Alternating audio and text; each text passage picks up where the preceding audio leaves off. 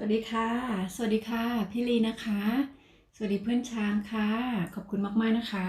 ได้ยินเสียงนกชัดนะคะ ได้ยินเสียงเพลงไหมเอ่ยทำยังไงได้ยินเสียงเพลงไหมคะ ขอบคุณนะคะทุกคนเดี๋ยวขออนุญาตเช็คนิดนึงนะคะ ทุกคนสบายดีนะคะ มีอะไรซักรีดเปล่า ไม่มีค่ะไม่มีเดี๋ยวรีดผ้าวันอาทิตย์นะคะแล้วก็วันเสาร์ก็อาจจะซักผ้าอีกรอบนึงนะคะผ้าเยอะนะคะช่วงนี้เพราะว่าเสื้อผ้านี่พอลูกกลับจากโรงเรียนนะคะก็ถอดซักทุกชิ้นนะคะเพราะด้วยสถานการณ์ที่ไม่ค่อยน่าไว้วางใจเท่าไหร่นะคะก็เลยจะต้องรักษาความสะอาดนิดนึงแต่ก่อนนะคะก็ไม่ได้ซักผ้าบ่อยนะคะไม่ได้เปลี่ยนเสื้อผ้าบ่อยชุดนักเรียนเขาก็เลยแบบ คือมันบางครั้งก็2 อาทิตย์รีดทีก็ได้นะคะ แต่ตอนนี้ ไม่ถึงอาทิตย์ต้องรีดนะคะเพื่อนช้างสวัสดีพี่ลีด้วยนะคะ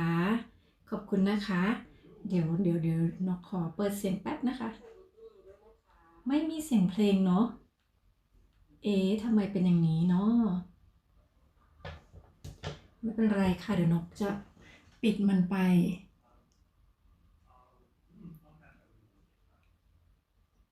อ๋อ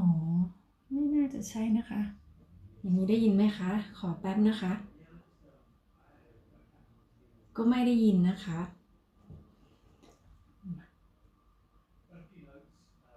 ขออนุญาตปิดไปเลยนะคะ เพราะว่าจะได้ไม่รบกวน ปิดก็ไม่เป็นอีก ปิดไม่เป็นทำไงดีนะ ปิดไม่เป็น โอเคไม่เป็นไรนะคะไม่เป็นไร ทุกคนสบายดีนะคะ พี่ลีก็สวัสดีเพื่อนช้างด้วยนะคะ พี่ลีเป็นยังไงบ้างคะเพื่อนช้างก็คงจะเหมือนเดิมก็คือปวดตานะคะ เล่นเกมเป็นชั่วโมงเลยนะคะ ก็ต้องปวดตาเป็นธรรมดาแล้วก็จะต้องไปนอนถูกไหมคะพักสายตาเถอะนะคนดีนะคะ อันนี้ก็สวัสดีพี่ลีด้วยนะคะโอ้อยู่ไกลก็เลยเล่นไม่ค่อยสะดวกเลยเนาะ ไม่เหมือนตอนยืนเล่นเลยอะพี่นนท์นะคะสวัสดีค่ะสวัสดีค่ะน้องอินะคะพี่นนท์อินะคะพี่นนท์ดื่มอะไรดีคะวันนี้ลืมถามนะคะลืมถามพี่ลีกับเพื่อนช้างว่าดื่มอะไรนะคะวันนี้เอาเอ่อน้ำแดงไปก่อนละกันนะคะเฮลบูบอยนะคะแล้วก็พี่นนท์ด้วยนะคะไม่ดื่มแอลกอฮอล์นะคะวันนี้ พี่นนท์ก็ทำงานเช่นกันใช่ไหมคะใครอยู่กับเรานะคะ5 คนนะคะทักทายกันได้นะคะทักทายได้นะคะเสียงนกชัดเจนภาพชัดเจนใช่ไหมคะสวัสดีน้องนกนะคะสวัสดีค่ะจากพี่แพนนะคะแม่น้องคุณนะคะขอบคุณมากๆเลยค่ะพี่แพนดื่มอะไรดีคะดื่มอะไรดีทาดานะคะนี่ค่ะน้ำแดงไปก่อนน้ำแดงนะคะสวัสดีทุกคนเลยค่ะที่อยู่ตรงนี้นะคะขอบคุณมากๆเลยนกก็เดาเองแล้วกันนะคะว่าเสียงนกชัดภาพนกชัดนะคะพี่พาสวัสดีค่ะสวัสดีค่ะน้องโอสวัสดีค่ะสวัสดีทุกคนเลยนะคะอ่าเร่เข้ามาค่ะเร่เข้ามานะคะ Alias wow say hi นะคะ hi how are you Alias Alias right so thank you for coming ถึงไหนนะคะถึงไหนนะคะพี่ลีบอกค่ะน้องนกนะคะ น้องโอ๊ตสวัสดีครับนะคะพี่พาสวัสดีน้องนกนะคะพี่แพนสวัสดีพี่ลีค่ะอเลียเซฮายนะคะ hello นะคะ so look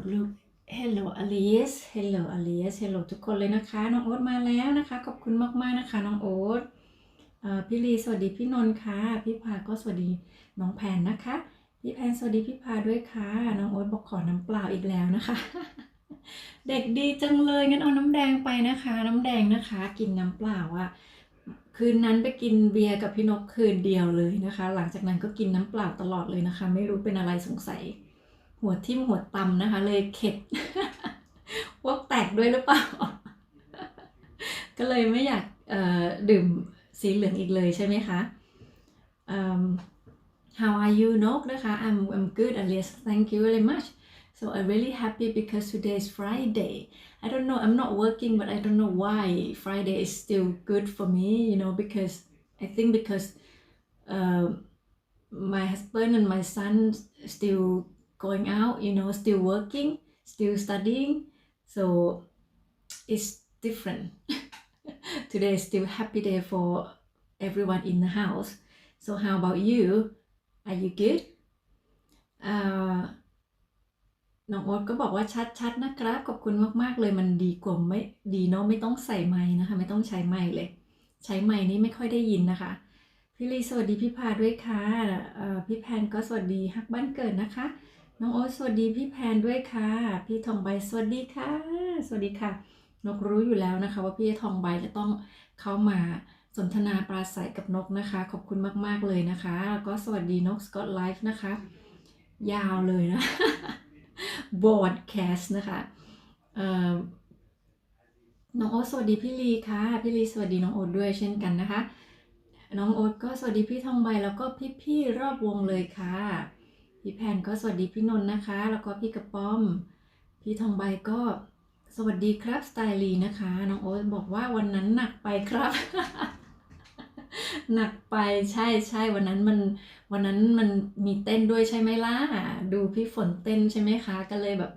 หนักไปเลยนะคะไม่ยอมไปออกไปเต้นบอกแล้วให้ออกไปเต้นนะคะวันนี้ก็แอบนะคะน้องโอ๊ตนะคะพี่ลีสวัสดีพี่ทองใบด้วยนะคะพี่ทองใบสวัสดีพี่นนท์นะคะชนบทนะคะพี่แพนสวัสดีพี่ทองใบด้วยค่ะพี่ลีสวัสดีแม่น้องคุณนะคะก็คือพี่แพนนะคะพี่นนท์ก็แอบแล้วก็ให้หัวใจมาสัญลักษณ์ YouTube อีกแล้วนะคะกดได้ทั้ง3ตัวนะคะพี่นนท์ พี่ทองใบก็สวัสดีพี่แพนด้วยนะคะพี่บัวนะคะสวัสดีค่ะพี่บัวนะคะเฮลโลนะคะดื่มน้ำแดงก่อนค่ะดื่มน้ำแดงก่อนนะคะขอบคุณนะคะพี่บัวสวัสดียามแรงนะครับคุณนกนะคะขอบคุณมากๆค่ะเชิญพี่บัวนั่งสาดก่อนนะคะน้ำชากาแฟนะคะมีหมดนะคะแต่ว่าเริ่มต้นเบาๆก่อนนะคะด้วยน้ำแดงก็ได้นะคะเดี๋ยวจะเหมือนน้องโอ๊ตวันนั้นนะคะหัวทิ่มหัวตำพี่พาสวัสดีพี่ทองใบนะคะพี่ทองใบสวัสดีครับผมน้องโอ๊ตด้วยค่ะพี่พาสวัสดีพี่นนท์นะคะแล้วก็สวัสดีรอบวงเลยค่ะพี่ทองใบก็สวัสดีพี่พาสวัสดีน้องแพรนะคะแล้วก็พี่ทองใบ say hello to Alice World ด้วยค่ะ hello Ponuse like phone นะคะ thank you very much so I think most of them forgot to click like for me so it's alright hello Ponuse นะคะ thank you very much so for coming today hey I'm so happy to see you here สวัสดีค่ะพี่ไลนะคะสวัสดีค่ะ hello นะคะแล้วก็น้ำแดงค่ะสวัสดีค่ะนะคะพี่หมวยก็สวัสดีพี่พาแล้วก็พี่ทองใบด้วยค่ะ Hello Ponuse from ทองใบนะคะพี่พอลล่าสวัสดีค่ะพี่พอลล่านะคะขออนุญาตเซฮัลโหลนะคะพี่พอลล่าแล้วก็เชิญพี่พอลล่านั่งเสื่อนะคะแล้วก็ดื่มน้ำแดงกันก่อนนะคะเปิดไลฟ์เบาๆนะคะน้ำแดงไปก่อนนะคะพอหลังจากน้ำแดงแล้วคืนนี้ก็เริ่มจะ request ได้แล้วนะคะว่าจะเอาน้ำอะไรนะคะไหนนะคะพี่พอลล่าสวัสดีน้องนกขอบคุณมากๆนะคะพี่พอลล่าแล้วก็พี่หมวยนะคะ say hello นะคะไลค์ Moi Mulli say hello to Ponuse ค่ะ and hello all friends from Ponuse นะคะ แล้วก็ไลค์ให้ and Paula นะคะ Ponuse say hello to พี่ Paula ด้วยนะคะ เป็นเพื่อนคนอินเดียไม่รู้ว่าเป็นเพื่อนกันหรือยังนะคะเอ่อพี่พอลล่าก็บอกว่าสวัสดีพี่ทองใบด้วยค่ะพี่ทองใบสวัสดีพี่หมวยนะคะพี่หมวยสวัสดีคุณบัวด้วยค่ะแล้วก็พี่นนท์แล้วก็พี่ลีนะคะไม่รู้ว่าพี่ลีนะคะพี่ลีดื่มอะไรนะคะพี่ลีนะคะแล้วก็พี่บัวนะคะพี่ลีกับพี่บัวอยากดื่มอะไรดีคะบอกได้เลยนะคะพี่พอลล่านะคะ say hello to Ponuse and how are you today Ponuse from Paula นะคะพี่ไลก็ฮักบ้านเกิดดีค่ะนะคะ fine นะคะ Ponuse said fine I'm fine พี่หมวยครับจากโอ๊ตนะคะพี่ทองใบสวัสดีพี่พอลล่าด้วยค่ะพี่พอลล่าก็สวัสดีพี่ทองใบเช่นกันนะคะไม่รู้ว่าพี่พอลล่ากับพี่ทองใบเป็นเพื่อนกันหรือยังเอ่ยนะคะพี่หมวยก็ Hello ไลค์มวยมุลลี่ say hello to Alias World นะคะพี่โอ๊ตน้องโอ๊ตนะคะก็พี่พอลล่าสวัสดีครับนะคะแล้วก็พี่หมวยสวัสดีกระปอมด้วยค่ะกระปอมหลับไปยังก็ไม่รู้นะคะแสบตาทุกวันเลยเพราะว่าก็เล่นเกมในช่วงที่พี่หมวยไลฟ์นี่แหละนะ เล่นพอๆกันเลยนะคะยาวๆพอๆกับพี่หมวยแล้วก็เพิ่งลงเลยนะคะพร้อมกันเลยแล้วก็เนี่ยแหละค่ะพอมาถึงไลฟ์นกก็จะมานอนหลับนะคะก็จะมานอนพักสายตาที่ไลฟ์บ้านนกนี่เองนะคะพี่พอลล่าเลิฟ5นะคะขอบคุณมากๆค่ะป้าแบมนะคะ6ล้านเลิฟนะคะขอบคุณมากค่ะสวัสดีนะคะขออนุญาต hello นะคะดื่มน้ำแดงกันก่อนนะคะป้าแบมนะคะขอบคุณมากๆเลยสำหรับเลิฟสำหรับไลค์นะคะแล้วก็กำลังใจนะคะที่เข้ามาพูดคุยกันในวันนี้นะคะเชิญนั่งเสือก่อนค่ะพี่ไลสวัสดีรอบวงเลยค่ะแล้วก็เลิฟ9นะคะขอบคุณมากๆค่ะพี่ไลนะคะน้องโอ๊ตบอกเลิฟครับนะคะน้องโอ๊ตรีเควสได้นะพี่นกรอเล่นนะก็ดื่มช้าๆนิดนึงเนาะป้าแบมสวัสดีทุกบ้านจ้ารอบวงเช่นกันนะคะน้องสตาร์ก็เฮลโล ขอบคุณค่ะน้องสตาร์เฮลโลนะคะน้ำแดงค่ะน้ำแดงนะกินน้ำแดงก่อนนั่งดื่มน้ำแดงก่อนนะคะวันนี้ไปไหนไม่เอ่ยนะคะพี่แพนสวัสดีพี่ไลท์นะคะโปรนุเซอาเลียสเวลให้นะคะให้สตาร์นะคะจากพี่แพนนะคะแม่น้องคุณนะคะป้าแบมสวัสดีพี่พอลล่าคนงามจ้าพี่พอลล่าหักบ้านเกิดสวัสดีค่ะพี่นนท์นะคะแอบอยู่ในกล่องนะคะพิมพ์มาตัวเดียวเลยนะคะทีนี้ เพื่อนชาก็ให้เลิฟมานะคะนี่เห็นไหมคะไม่สามารถพิมพ์ได้นะคะหลับตากดหัวใจมาให้นะคะขอบคุณค่ะพี่แพนสวัสดีพี่พอลล่าเช่นกันนะคะป้าแบมสวัสดีน้องโอ๊ตจ้าพี่พอลล่าก็สวัสดีพี่แพนนะคะพี่แพนก็สวัสดีพี่แบมค่ะป้าแบมก็สวัสดีน้องหมวยนะคะน้องโอ๊ตก็สวัสดีแม่แบมค่ะตอนนี้นกก็จะเริ่มงงนะคะมีทั้งพี่น้องพ่อแม่ป้านะคะเยอะแยะไปหมดเลยแล้วก็ยายด้วยนะคะ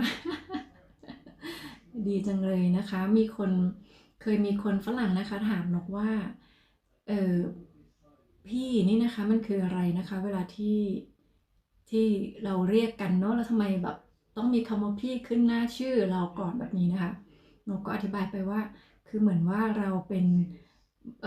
บ้านเรานะคะด้วยวัฒนธรรมบ้านเราเนี่ยทุกคนก็จะเหมือนครอบครัวเดียวกัน ก็เลยเป็นพี่เป็นน้องกันนะคะก็เรียกคนที่ไม่รู้จักก็เรียกพี่เรียกน้องเรียกป้าเรียกคุณยายอะไรแบบนี้นะคะเหมือนคนในบ้านเลยนะคะเขาก็เลยอ๋อนะคะเพราะว่าคนที่นี่ก็จะเรียกแต่ชื่อนะคะแม้กระทั่งพ่อแม่นะคะลูกก็เรียกพ่อแม่เป็นชื่อนะคะ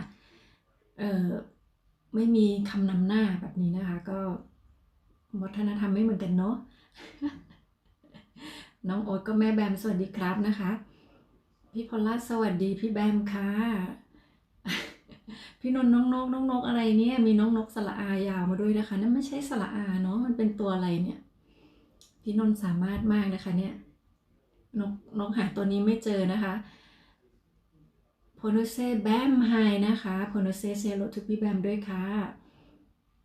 พี่นนท์บอกเปิดไว้นะได้ค่ะพี่นนท์แอบนะคะได้เลยค่ะ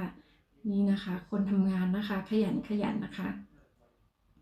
ก็ยังอุตส่าห์มาเปิดเฝ้านะคะขอบคุณมากๆเลยพอนุเซ่ให้นะคะพอนุเซ่เซฮายทูพี่นนท์ด้วยนะคะชนบทนะคะคุณชายชนบทนะคะคุณชายให้ฟอร์มโพโนเซ่ค่ะพี่พอลล่าสวัสดีพี่แบมด้วยนะคะแบมพี่พอลล่าไปหาบ้านไม่เจอค่ะไม่เจอเหรอคะ อืถ้าอย่างนั้นนะคะก็อาจจะต้องให้พี่แบมนะคะไปบ้านพี่พอลล่านะคะไปเคาะประตูนะคะแล้วเดี๋ยวพี่พอลล่าก็จะเห็นเนาะแล้วก็ตามไปนะคะตกลงกันดีๆนะคะพี่พอลล่าบอก5 วันใช่ไหมคะเดี๋ยวนกต้องอธิบายให้คุณโพเนเซ่ฟังนะคะ so I heard from Paula said like after you should go back to your friend after 5 days to make sure, okay? Not just a few days. But most people say a few days is okay, but not sure. I never know exactly like how many days, but you know, you don't go straight away, okay? Maybe you can also tell your friend as well. พี่พอลล่าก็สวัสดีพี่นนท์ด้วยนะคะป้าแบมสวัสดีแม่น้องคุณนะคะ แล้วก็พี่นนท์แล้วก็ให้โพนุเซ่ค่ะฟอร์มแบมไลฟ์สไตล์นะคะ อันนี้ก็เจอกันแล้วนะคะ พี่พอลล่าก็ให้สัญลักษณ์ YouTube มา2 ดวงนะคะ แล้วก็หัวใจ2 ดวงด้วยนะคะ พี่พาสวัสดีค่ะ สวัสดีค่ะ ให้หัวใจพี่พาหน่อยนะคะ แล้วก็น้ำแดงค่ะดื่มน้ำแดงก่อนค่ะพี่พาค่ะขอบคุณมากๆเลยนะคะพี่พาทักทายรอบวงนะคะขอบคุณนะคะพี่พาเดี๋ยวพี่พาต้องไปนอนไหมต้องไปทำงานด้วยไหมคะวันนี้พี่พาบอกเลิฟแล้วนะจ๊ะขอบคุณมากๆค่ะน้องโอ๊ตก็แอบนะคะน้องโอ๊ตก็ทำงานเนาะวันนี้ก็มีแต่คนทำงานกันทุกวันอยู่แล้วเนาะจันทร์ถึงศุกร์แต่นกก็สามารถที่จะไลฟ์ได้แค่จันทร์ถึงศุกร์เหมือนกันนะคะเพราะว่าเสาร์อาทิตย์นี่ลูกอยู่ก็จะไม่ค่อยสะดวกนะคะเราก็เหมือนมันจะคุยอย่างเงี้ยไม่สะดวกเนาะ พี่พอลล่าบอกว่าวันนี้พี่พอลล่าไป3 วันหายค่ะอ๋อหมายถึงว่าหลังจาก3 วันแล้วไปหากลับไปอย่างนี้แล้วหายใช่ไหมคะอืมจริงนะคะ วันเนี้ยนกก็ไม่รู้นะคะนกก็ไม่รู้ว่าเนาะก็ตั้งแต่วันนั้นน่ะที่ไปไลฟ์พี่พอลล่านะคะแล้วพี่พอลล่าบอก5 วันนั่นแหละนกก็เลยเปลี่ยนจาก2 วันเป็น5 วันเหมือนกันนะคะแต่นกก็ไม่ได้สังเกตว่า2 วันที่นกไปนั้นมันหายหรือเปล่านะคะมันเพราะนกไม่รู้ว่ามันดูยังไงอ่ะว่าหายหรือไม่หายแต่วันนี้นะคะนกไปเยี่ยมบ้านพี่ออนสวยนะคะนกก็ไปเยี่ยมเขาเองนี่แหละแต่นกก็ไม่ได้สงสัยไม่ได้คิดอะไรนะคะสงสัยอยู่อย่างเดียวคือพักนี้ไม่เห็นพี่ออนสวยไลฟ์เลยนะคะเพราะว่าแต่ก่อนเขาไลฟ์แต่นกเข้าใจว่าเขาผ่านแล้วก็เลยไม่ได้ไลฟ์นะคะก็ไม่ได้คิดอะไรไม่เห็นพี่ออนพักนี้นะคะส่วนพอวันนี้นะคะนกเข้าไปเยี่ยมบ้านพี่ออนเข้าไปเองนะคะโดยที่ไม่ได้คิดอะไรนะเข้าไปเพื่อจะไปดูคลิปเขานี่แหละว่าเขาเป็นยังไงบ้างนะคะไม่เห็นคลิปเขาหลายวันก็เลยรู้ว่านะคะหลุดค่ะ หลุดนะคะนกก็ทำไมถึงหลุดนกก็ไม่ได้ทำอะไรเพราะนกเป็นเพื่อนกับพี่ออนมายาวนานมากแล้วนะคะทำไมมันหลุดหรือว่ามันเป็นเพราะว่าเราไม่ได้ใครคนใดคนหนึ่งไม่ได้มาหาเรามาหากันนานหรือเปล่าอันนี้ก็คือสิ่งที่นกคิดนะคะแต่ถ้าแต่มันไม่น่าจะเป็นเพราะว่าแบบเออเรากลับไปเร็วเพราะว่าเราเป็นเพื่อนกันมาตั้งนานแล้วนะคะไม่ได้มาเพิ่งมาเป็นแต่มาสงสัยว่าไม่เห็นพี่เขานานแล้วก็เลยเข้าไปดูนะคะก็เลยถึงรู้ว่ามันหลุดนะคะแล้วนกก็เลยไปกดซับเขาใหม่นะคะ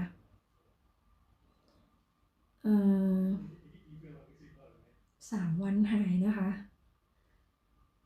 อืมเนาะวันนี้ให้10หาย5จริงเหรอคะวันนี้ให้10หาย5หมายความว่าซับซับไป10แล้วมันหลุด5อย่างนี้ใช่ไหมคะให้10หาย5ยังมีหายอีกใช่ไหมคะบางทีเราก็ไม่รู้ตัวเนาะ นกก็ไม่ได้ช่วงนี้นกก็ว่ามันไม่มีการหลุดแล้วนะคะ ที่นกเห็นอ่ะมันหลุดอยู่ช่วงนู้นที่มันมีปัญหากันนะคะ ที่มันหลุดกันแรกๆอ่ะแล้วมันก็หายไปแล้วนะคะ ไม่ได้สังเกตว่ามันหลุดอีกนะคะ พี่พาก็สู้ๆนะคะขอบคุณมากๆค่ะพี่พาสวัสดีพี่พอลล่าแล้วก็น้องโอแล้วก็พี่แบมด้วยนะคะมิสเตอร์คิงสวัสดีครับผมมารับชมคลิปด้วยคนนะครับขอบคุณมากๆค่ะมิสเตอร์คิงนะคะยินดีต้อนรับนะคะ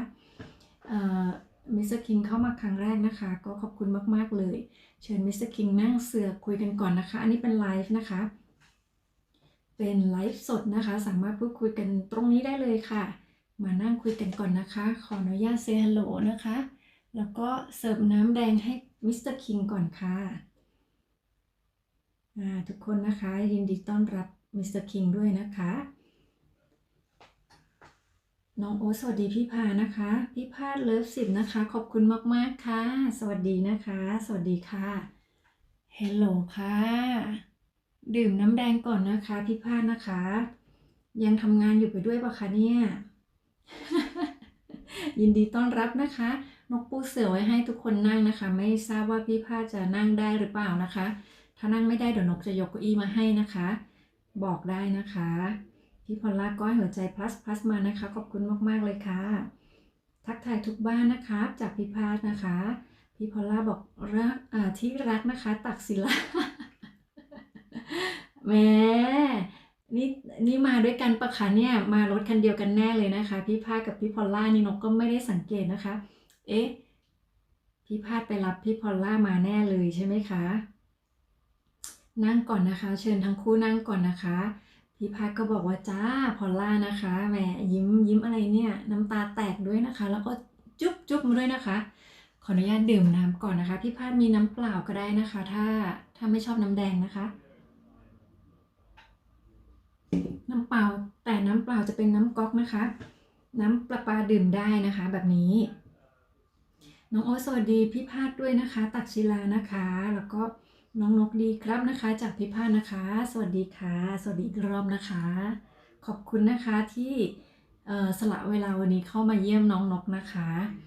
ก็ขอเวลานิดนะคะนั่งเสือกคุยกันสนุกสนานก่อนนะคะ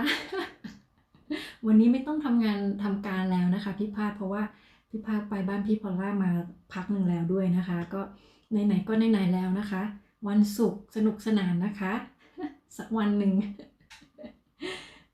พี่แบมสวัสดีพี่พาดด้วยค่ะพี่พาดสวัสดีน้องวัดแล้วก็สวัสดีคุณแบมนะคะพี่แบมก็ say hello to Mr. King นะคะ Mr. King ด้วยนะคะ Mr. King ยังอยู่หรือเปล่าคะเนี่ย Mr. King ยังไม่ได้ดื่มน้ำอะไรเลยนะคะพี่แบมก็บอกว่าดื่มน้ำขอบคุณมากๆค่ะดื่มอีกทีหนึ่งนะคะวันนี้เหมือนเสียงจะหาย วันนี้อาทิตย์นี้ไลฟ์ยาว5วันเลยนะคะแบบสุดยอดมากๆ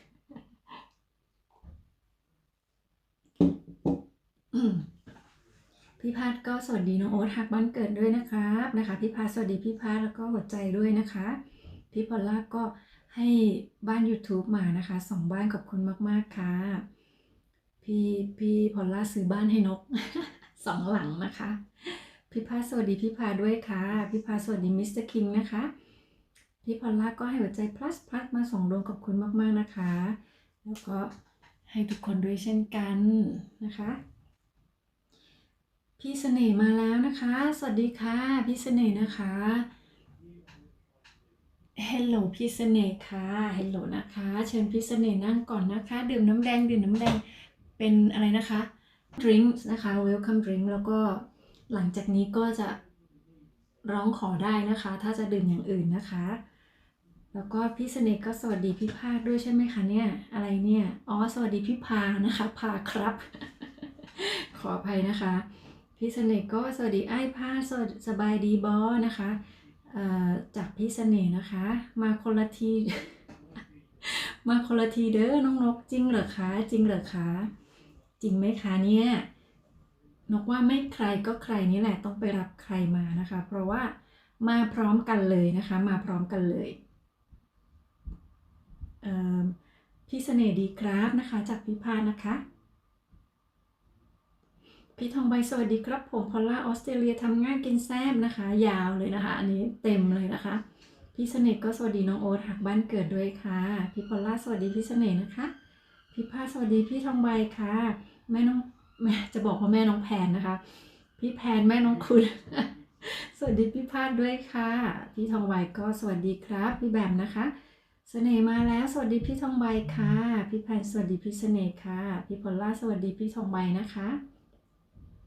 ทักทายกันรอบวงเลยพี่พาดก็สวัสดีแม่น้องคุณด้วยค่ะพี่ทองใบสวัสดีครับผมนะคะพาชาแนลค่ะพี่เสน่ห์ทำง่ายกินแซ่บครับนะคะก็คือพี่พอลล่านะคะพี่ทองใบสวัสดีครับมิสเตอร์คิงนะคะนกว่ามิสเตอร์คิงก็น่าจะแวะมาทักทายแล้วก็บึ้นไปเลยนะคะ พี่พอลล่าสวัสดีพี่พาดนะคะพอลล่าคิดถึงนะคะ อันนี้ก็คือว่าติดลมมาใช่ไหมคะพี่พอลล่ายังติดลมกันอยู่นะคะยังติดลมกันมาถึงบ้านนกเลยนะคะไม่เป็นไรค่ะก็นั่งสบายๆนะคะต่อได้ค่ะต่อได้ค่ะรอบนี้เราก็ได้สักประมาณ2วงได้นะคะอืมต่อนะคะพี่ทองไปก็สวัสดีพี่พาดด้วยค่ะน้องเจนนี่สวัสดีค่ะพี่นกดีค่ะนะคะขอบคุณมากเฮลโหลเจนนี่นะคะเวลคัมดริงของพี่นกก็เป็นน้ำแดงนะคะวันนี้น้องเจนนี่จะรับอะไรอย่างอื่นไหมบอกได้นะคะขอบคุณมากๆเลยวันนี้นะคะวันนี้น้องเจนนี่ว่างใช่ไหมเนี่ยถึงมาได้คะเนี่ยเอ่อน้องโอ๊ตก็แอบนะคะขอบคุณมากๆค่ะพี่ทองใบสวัสดีครับผมเสน่ห์มาแล้วนะคะสวัสดีพี่เสน่ห์นะคะน้องเจนสวัสดีพี่ทองใบค่ะพี่ซอกกราวนะคะก็มานะคะสวัสดีจ้าคอนเสิร์ตของพี่โอ้โหนะคะนี่นะคะติดมาจากบ้านพี่พอลล่านะคะเฮลโหลค่ะพี่ซอกกราวนะคะทำเหมือนเคยเห็นกันเลยนะคะ Welcome Drink ค่ะพี่ซอกกราวนะคะเชิญดื่มน้ำแดงก่อนค่ะพี่แมนวันนี้มันเป็นอะไรนะคะสวัสดีค่ะพี่แมนภาษาเยอรมันเขาให้โหลยังไงอะบ่องจูเปล่า ไม่ใช่นะคะ Hello ก็แล้วกันนะเพราะนกพูดไม่เป็นนะคะน้ำแดงก่อนค่ะไม่037นะคะพี่แมน037ต้องต่อจากน้ำแดงนะคะวันนี้ต้องเริ่มด้วยน้ำแดงนะคะเพราะว่าคืนก่อนนี้มีเด็กหัวทิ่มหัวตำอยู่นะคะก็เลยเห็นใจนะคะต้องดื่มน้ำแดงก่อนอย่าเพิ่ง037นะคะพี่แมนขอบคุณพี่แมนมากๆพี่แมนดีขึ้นแล้วใช่ไหมคะเนี่ยถึงได้เห็นหน้าเห็นตาพี่แมนได้นะคะพี่แ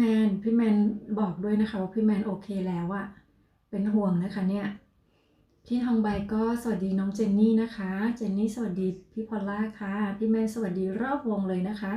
พี่ซอกกราวก็บอกว่าพี่พอลล่าคนสวยสวัสดีครับนะคะนี่ก็ติดลมมาเช่นเดียวกันนะคะ เมื่อกี้นะคะพี่พาดก็ไปรับพี่พอลล่ามานะคะมาที่บ้านอันนี้พี่ซอกกราวน่าจะขับรถมาเองคนเดียวนะคะเพราะว่ามาทีหลังเนาะ น้องเจนก็สวัสดีพี่แมนด้วยค่ะพี่ทองใบสวัสดีพี่แมนนะคะน้องเจนสวัสดีพี่ซอกกราวแล้วก็พี่เสน่ห์ด้วยค่ะพี่ทองใบสวัสดีพี่ซอกกราวนะครับผมพี่แมนจะสวัสดีน้องเจนนะคะพี่เสน่ห์สวัสดีน้องเจนเช่นกันค่ะพี่พักก็เลิฟน้องเจนนะคะพี่ซอกกราวก็สวัสดีรอบวงนะครับน้องใหม่ครับผมนะคะนกว่าพี่ซอกกราวก็น่าจะเก่าอยู่นะคะเป็นรุ่นโบราณอ่ะเพราะว่านกจำได้ว่านกเจอพี่ซอกกราวนู้นนะคะนานมากสมัยนกยังไม่ทำ YouTube เลยมั้ง นะคะประมาณนั้นแล้วก็พี่ซอกกราวก็หายไปไหนไม่รู้นะคะพักหนึ่งก็มาเห็นพี่ซอกกราววันนี้นี่แหละนะคะแล้วก็ดีใจแล้วก็ยินดีแล้วก็ขอบคุณมากๆเลยนะคะที่พี่ซอกกราวก็แวะมาทักทายกันถึงบ้านเลยนะคะอืมถึงแม้จะมาช้าไปนิดนึงนะคะก็ไม่เป็นไรค่ะมาช้าก็ดีกว่าไม่มาเนาะพี่แมนสวัสดีพี่ทองใบนะคะพี่พาเลิฟพี่แมนนะคะพี่ซอกกราวก็สวัสดีพี่พาด้วยค่ะน้องเจนนี่สวัสดีพี่พาเช่นกันนะคะพี่เสน่ห์สวัสดีพี่แมนค่ะอันนี้เราก็นั่งสั่นๆนิดนึงนะคะมันหนาวนะคะก็ไม่ต้องคิดไม่ต้องตกใจนะคะนกไม่ได้เป็น นกไม่ได้เป็นอะไร พี่เสน่ห์ก็สวัสดีพี่แมนค่ะพี่แมนก็สวัสดีพี่พานะคะพี่ทองใบสวัสดีซอกราวค่ะพี่พาสวัสดีซอกราวเช่นกันนะคะเลิฟนะคะจากพี่พาค่ะพี่แมนสวัสดีพี่เสน่ห์ด้วยค่ะพี่พาก็สวัสดีพี่เสน่ห์เช่นกันนะคะ พี่พาดบอกว่าซอกกราวเจนนี่แมนดีครับผมนะคะ รวบเลยนะคะรวบเลยนะคะพี่ซอกกราวก็สวัสดีพี่ทองใบค่ะพี่พาก็สู้ๆนะคะแอบนะคะขอบคุณมากค่ะพี่พาพี่พอลล่าบอกว่าหนุ่มรูปหล่อน้องซอกกราวพี่คนสวยคิดถึงนะคะไม่เจอกันนานเลยโอ้โหเจอกันเมื่อกี้ไม่ใช่เหรอคะ หรือว่าไม่เจอกันนานเลยที่เหมือนที่นกบอกใช่ไหมคะเพราะว่าพี่ซอกราวเขาน่าจะรุ่นนู้นนะคะรุ่นนู้นรุ่นแรกๆเลยนะคะพี่พาก็ให้สัญลักษณ์ YouTube มานะคะขอบคุณมากๆค่ะนี่นะคะเดี๋ยวนกมีเมื่อวานนกเจอสัญลักษณ์ YouTube อันนี้นะคะ Subscribe นะคะโอ้โหเท่จริงๆเลยมีด้วยอ่ะเขาทำมาซัพพอร์ตเลยนะคะเนี่ยน้องเจนสวัสดีพี่พาเช่นกันนะคะพี่ซอกราก็สวัสดีพี่พาด้วยค่ะพี่แมนสวัสดีพี่พาเช่นกันค่ะโอ้ยสวัสดีพี่พากันทุกคนเลยนะคะพี่พอลล่าสวัสดีพี่พาค่ะน้องเจนสวัสดีรอบวงค่ะพี่ทองใบสวัสดีคุณกระปอมนะคะคุณกระปอมหลับอย่างเนี้ยคุณกระปอมก็เล่นเกมแสบตานะคะต้องนอนนะคะเวลานี้ต้องเป็นเวลานอนของเขานะคะแต่เขาก็ยังอุตส่าห์นะคะลุกขึ้นมากดหัวใจให้นกนะคะน้องเจนเลิฟ12นะคะขอบคุณมากๆค่ะอยู่กับเรา17ท่านนะคะหายไป5เลิฟนะคะเนี่ยน้องเจนก็ให้หัวใจมา2ดวงขอบคุณมากๆค่ะพี่ซอกราบอกว่าพี่รักษาสัญญาแล้วนะน้องนกอะไรอ่ะพี่ซอกราวแสดงว่าพี่ซอกราวจะมาแค่ครั้งนี้ครั้งเดียวใช่ไหมอ่ะถ้าอย่างนั้นพี่ต้องสัญญาครั้งอื่นๆด้วยนะคะนกจะได้มั่นใจว่าพี่ซอกราวจะมาหานกอีกนะคะมาครั้งเดียวแล้วหายไปเลยนี่มันไม่ดีนะคะมันไม่ดีมันไม่ดีนะคะมาเที่ยวบ่อยๆนะคะพี่พอลล่าสวัสดีพี่แมนค่ะน้องหมอนสวัสดีค่ะขอบคุณค่ะน้องหมอนดื่มน้ำเฮลบูบอยก่อนนะคะน้ำแดงเฮลบูบอยขอบคุณน้องหมอนนะคะวันนี้น้องหมอนก็ว่างมาหาพี่นกเนาะวันนี้เป็นอะไรกันเนี่ยน้องหมอนกับพี่แมนนะคะพี่แมนไปรับน้องหมอนมาหรือเปล่าคะเนี่ยพี่พาก็สวัสดีน้องหมอนด้วยนะคะพอนุเซ่เจนนี่ไทย UK Hi นะคะพอนุเซ่ say hi to เจนนี่นะคะเป็นเพื่อนกันหรือยังนะน่าจะเป็นแล้วนะคะพี่แมนก็ I think พอนุเซ่ you be friend with Jenny right already พี่แมนสวัสดีน้องหมอนจ้าสวัสดีทำไมคะมาด้วยกันไม่ใช่หรอ พี่แพนสวัสดีซอกกราวสวัสดีค่ะนะคะโพนุเซตชาแนลให้อันไหนชาแนลนะคะแมนเยอรมันชาแนล right do you mean man channel yeah พี่แมนเป็นเพื่อนกับโพนุเซยังคะนะคะคุณโพนุเซก็เป็นเพื่อนคนอินเดียนะคะก็ซัพพอร์ตเพื่อนๆทุกคนเลยนะคะเพื่อนนกทุกคนเลยนะคะยกเว้นว่าช่องที่ชื่อเป็นภาษาไทยไม่มีภาษาอังกฤษแบบนี้เขาจะเซิร์ชไม่ได้นะคะก็อาจจะต้องไปหาเขาไปให้เขารู้ตัวนิดนึงนะคะเขาอาจจะตามกลับมาง่ายๆนะคะแต่ถ้าเป็นชื่อภาษาอังกฤษเนี่ยเขาจะเซิร์ชได้นะคะถึงไหนนะคะเย็นนะคะเย็นแม่น้องคุณนะคะพี่แพนสวัสดีพี่แมนค่ะโอ้ชื่อคล้องกันเลยนะคะพี่แพนพี่แมนนะคะน้องหมอนก็สวัสดีพี่แมนด้วยค่ะพี่แมนสวัสดีพี่พอลล่านะคะน้องหมอนสวัสดีแม่น้องคุณค่ะแม่น้องคุณก็สวัสดีน้องหมอนเช่นกันค่ะพี่ซอกกราวก็สวัสดีน้องเจนนะครับพี่พอลล่าสวัสดีน้องซอกกราวนะคะพี่บุญมากับลุงนัดไปไหนคะนั่นน่ะสิคะลุงนัดก็ลุงนัดสิอะไรนกงงอะไรเนี่ยพี่พอลล่านกเริ่มงงแล้วใช่ต้องเป็นลุงนัดสิลุงนัดไปไหนนะคะพี่บุญมานี่เขาไม่ได้บอกเขาจะมานะคะใช่ไหมคะโพนุเซ่แมนไฮนะคะโอเคนะคะโพนุเซ่เซลทูแมนนะคะพี่แพนนะคะสวัสดีน้องเจนนี่ค่ะพี่แมนก็สวัสดีแม่น้องคุณนะคะ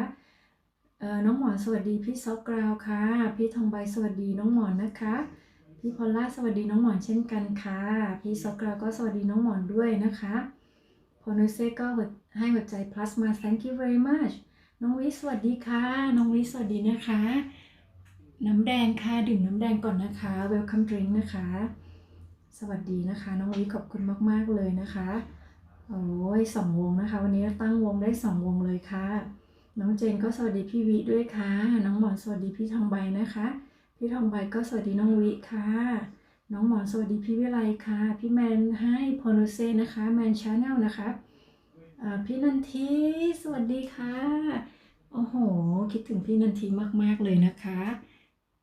เลิฟนะคะเลิฟใหญ่ๆเลยนะคะเยอะๆเลยนะคะแล้วก็ดื่มน้ำแดงด้วยค่ะ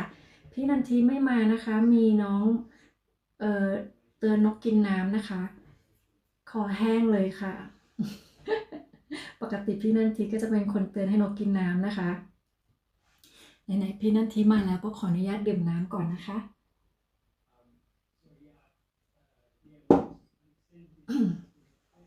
Hi Miami's Kitchen นะคะ Miami Kitchen นะคะ Thank you very much Miami Are you still living or you finish but thank you anyway for coming here so how are you พี่พอลล่านะคะสวัสดีรอบวงนะคะ Triple Love เลยนะคะหัวใจ3ดวงค่ะน้องเจนก็สวัสดีพี่แพนนะคะแล้วก็พี่หมอนทองด้วยค่ะน้องหมอนสวัสดีพี่นันทีนะคะพี่แมนสวัสดีน้องวินะคะน้องวิก็สวัสดีคุณนันทีค่ะ My Miss Kitchen 13 like นะคะ like 13ขอบคุณมากๆค่ะ Now we have 19 people here Thank you very much everyone น้องหมอนสวัสดีพี่เจนนี่นะคะใช่ไหมเอ่ยสวัสดีเจนนี่นะคะน้องเจนก็สวัสดีพี่นันทีนะคะพี่นันทีบอกว่าน้องนกเป็นอย่างไรบ้างคะน้องนกสบายดีค่ะพี่นันทีแต่น้องนกไม่เห็นพี่นันทีพักนี้นะคะนกก็เลยตอนนกออกมาไลฟ์นกก็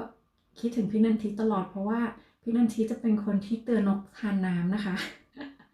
นกก็จะไม่คอแห้งเวลาไลฟ์นะคะแต่พอพี่นันทีไม่มาเนี่ยนกก็รู้สึกว่านกคอเริ่มจะแห้งนะคะก็เลยพูดถึงพี่นันทีทุกวันเลยค่ะแล้ววันนี้พี่นันทิก็มานะคะวันศุกร์พอดีนะคะวันสุดท้ายของอาทิตย์นี้ที่นกจะไลฟ์ก่อนที่เสียงนกจะหายไปนะคะพี่นันทิก็มาช่วยชีวิตนกนั่นเองขอบคุณนะคะน้องวิก็สวัสดีน้องเจนค่ะพี่โซกราก็บอกสัญญามาตลอดไปจ้าคนสวยโอ้โห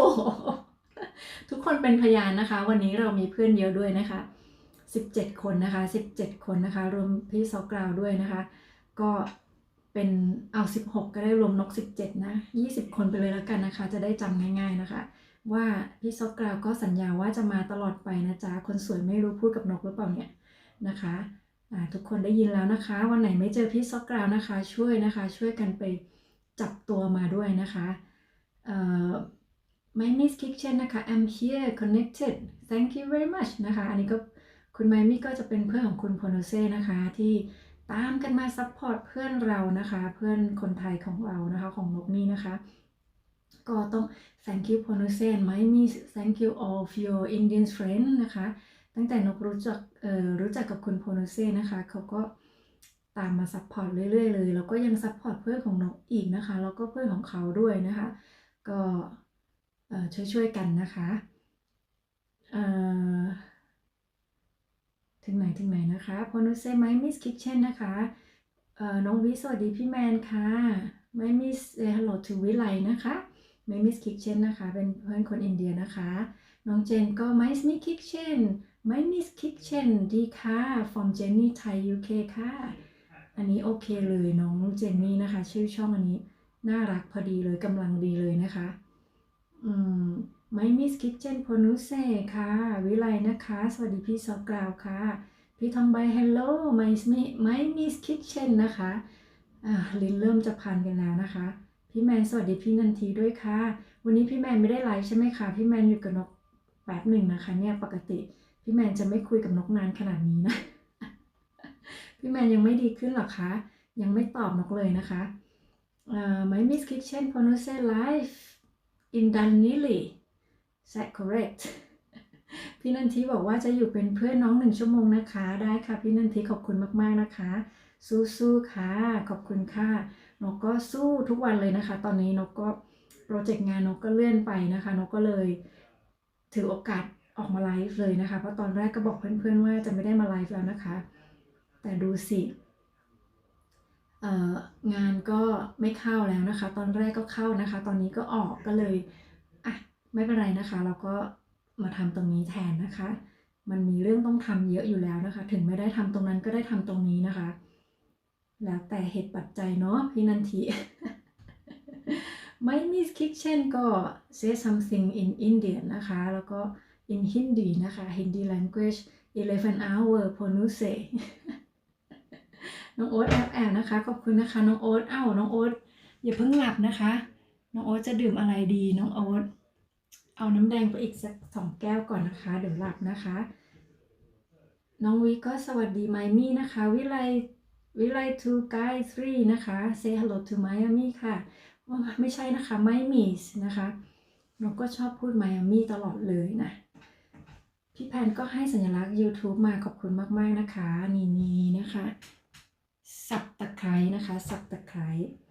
พี่นันทิสวัสดีเพื่อนๆรอบบ้านน้องนกด้วยค่ะนะคะ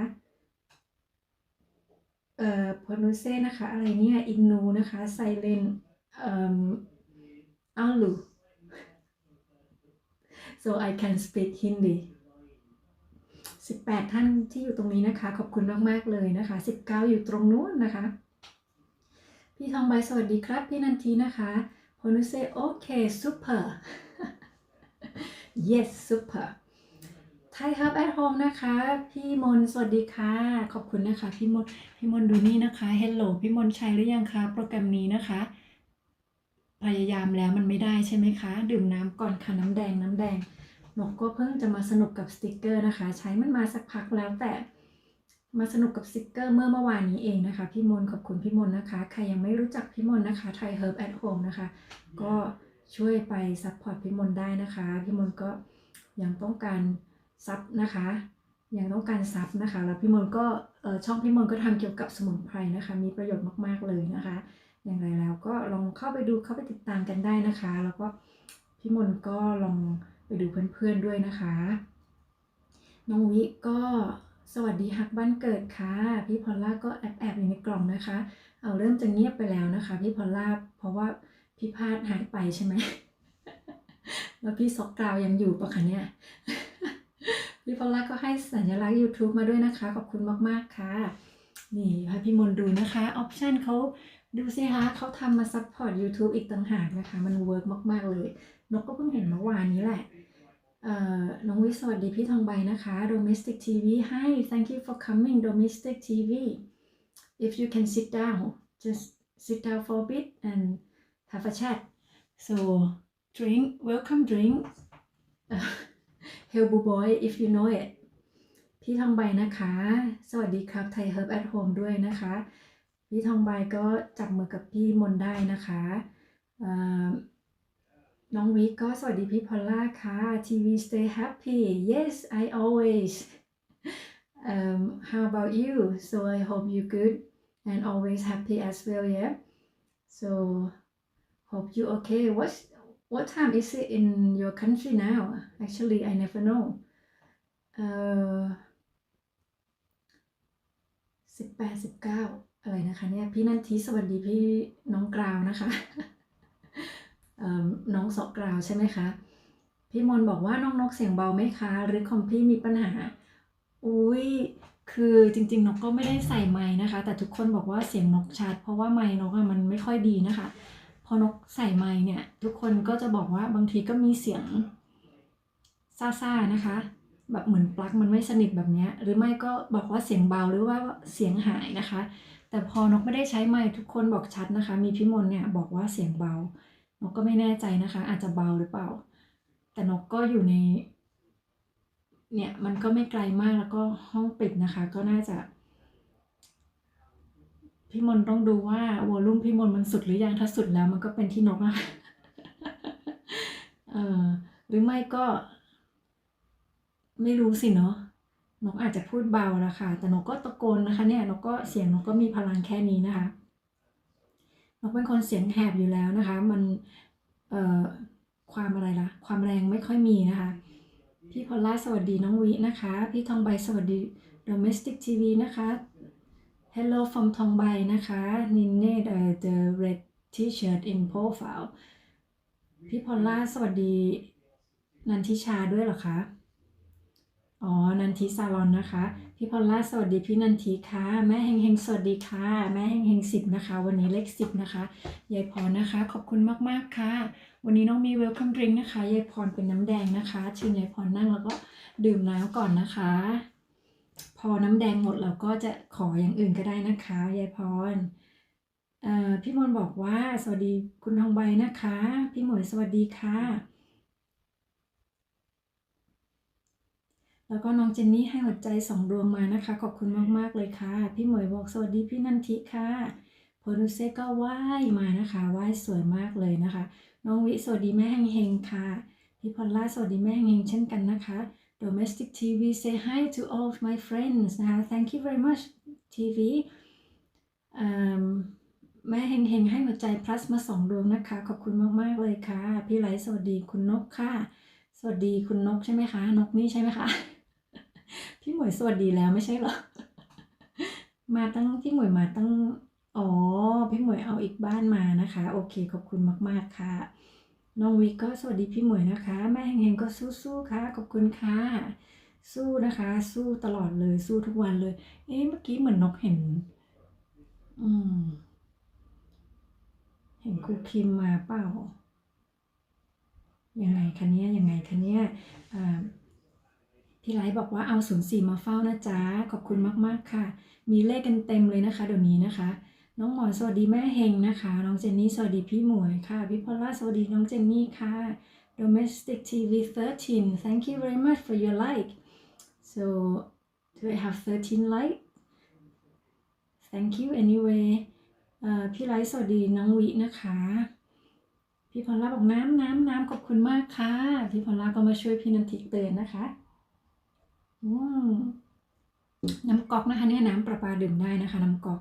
พรีเซนต์จังเลยเพราะว่านกชอบน้ำก๊อกสกอตแลนด์มากเลยค่ะเป็นอะไรที่แบบประทับใจนะคะมาครั้งแรกก็คือประทับใจเลยแม่เฮงๆนะคะ11นะคะแม่เฮงก็แม่เฮงๆอุ้ยนกแม่เฮงๆ10แม่เฮงๆ11นะคะขอบคุณมากๆนะคะมาทุกเลขเลยนะคะน้องหมอนสวัสดีพี่หมวยด้วยค่ะพอนุ say hi domestic TV say hi are you guys are friends yet so let let's be friend พี่พาก็สวัสดีแม่เฮงๆจุ๊บๆนะคะพี่ซอกราสวัสดีพี่นันทีนะคะยังอยู่นะคะพี่นันทีก็น้ำอีขอบคุณค่ะดื่มน้ำค่ะดื่มน้ำเดี๋ยวก็ต้องเข้าห้องน้ำเลยนะคะเนี่ยถ้าพี่นันทีอยู่ พี่พาสวัสดีพี่หมวยนะคะน้องวิกก็สวัสดีพี่มนไทยเฮิร์บแอทโฮมค่ะน้องเจนนี่สวัสดีแม่เฮงๆนะคะพี่พาก็จุ๊บพี่นันทีนะคะน้องหมอนสวัสดีพี่พาค่ะน้องวิสวัสดีพี่พาด้วยค่ะพี่ไลท์สวัสดีเพื่อนๆที่เข้ามาใหม่นะคะพี่พาก็จุ๊บน้องวินะคะพนุเซ่ say hi to วิไลกายนะคะวิไลทูน้องวิก็สวัสดีพี่แพนแม่น้องคุณด้วยค่ะพนุเซ่ say hi to ไลท์หมวยหมื่นลีนะคะพี่มนสวัสดีพี่สวัสดีน้องวินะคะน้องวิก็สวัสดีน้องหมอนค่ะ My Miss Kitchen นะคะ love thank you very much for your heart and plus นะคะน้องเจนก็ hello พนุเซดีค่ะ so she's Jenny Thai UK said hi to พนุเซนะ and My Miss Kitchen นะคะเจนนี่นะคะ My Miss Kitchen ก็ hello เจนนี่ด้วยนะคะน้องวิสวัสดีคุณพนุเซ่ค่ะเวลา say hi to พนุเซ่ค่ะน้องหมอนก็ plus นะคะ double heart นะคะ double นะคะพี่นันทีบอกว่าน้องพี่ใกล้ถึงยังใกล้ไหมคะก็ไม่ใกล้แต่ว่าก็เกือบแล้วเกือบใกล้แล้วตอนนี้นกก็เหลือน่าจะประมาณนึงนะคะนกขอคิดก่อนเมื่อเช้านกดูเท่าไหร่น่าจะเมื่อวันนั้นนกบอกเหลือเท่าไหร่นะคะ1,200ลบนกคิดเลขไม่ค่อยเก่งนะคะพี่นันทิเดี๋ยวนกอาจจะต้องใช้ดินสอเอาคร่าวๆนะคะคร่าวๆเดี๋ยวก่อนแล้วนกเหลือ1,200ก็ตอนนี้ก็น่าจะเหลือ1,100ค่ะ1,100ประมาณนะคะประมาณอีก1,100ชั่วโมงนะคะก็ใกล้ไหมคะจะว่าใกล้มันก็ยังไม่ใกล้นะคะแต่ว่าก็เกือบใกล้แล้วนะคะนกก็ พยายามใช้ช่วงเวลานี้นะคะที่นกมีโอกาสช่วงงานดีเลย์เนี่ยแหละค่ะมาสปีดนะคะแต่ก็สปีดได้เท่าที่สปีดนะคะเพราะความเร็วเราก็ได้เท่านี้จริงๆนะคะมันความเร็วลดได้แค่80ก็ต้อง80นะคะแต่อย่างน้อยก็ต้องขับไปเรื่อยๆนะคะถ้าไม่ขับเลยก็ไม่ขึ้นแต่ถ้าจะเร่งให้มากกว่า80ก็เดี๋ยวเครื่องพังนะคะ ก็เลยทำตามที่สามารถนะคะพี่นันทีขอบคุณมากๆนะคะพี่นันทีก็ระเบิดไปแล้วนะคะ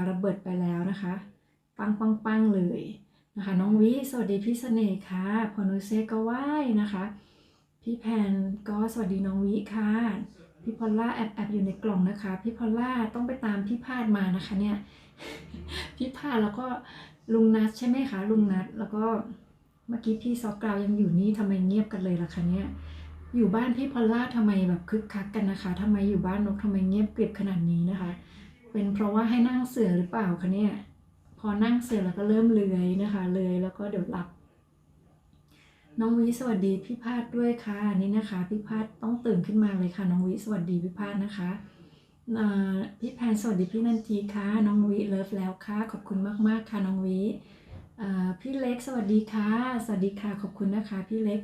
กก็มาเป็นกำลังใจให้นกทุกวันเลยเหมือนกันนะคะท่าดา Welcome drink ค่ะน้ำแดงนะคะวันนี้น้ำแดง พี่เล็กจะดื่มได้หรือเปล่าคะน้ำแดงนะคะพี่แพนสวัสดีทุกคนเลยนะคะพี่เล็กสวัสดีทุกคนเช่นกันค่ะโพนุเซ่ให้ลุสคิกเช่นค่ะพี่นันทีบอกแม่น้องสวัสดีค่ะแม่น้องคุณใช่ไหมคะแม่น้องคุณสวัสดีค่ะพี่เล็กสวัสดีพี่แพนเช่นกันค่ะน้องหมอนสวัสดีพี่เล็กนะคะพี่พอลล่าก็หายใจดับเบิลพลัสมานะคะขอบคุณนะคะพี่เล็กให้โพนุเซ่ค่ะพอลล่านะคะดื่มน้ำค่ะดื่มน้ำขอบคุณนะคะพี่พอลล่าวันนี้แดดออกนะคะเมื่อเช้าฝนตกนะคะครึ้มมืดเลยตอนนี้แดดออกแล้วนะคะนี่นะคะอากาศสกอตแลนด์บอกแล้วนะคะก็จะเหมือนผู้ชายใจโลเลนะคะเป็นเรื่องปกติมากๆเลยนะคะ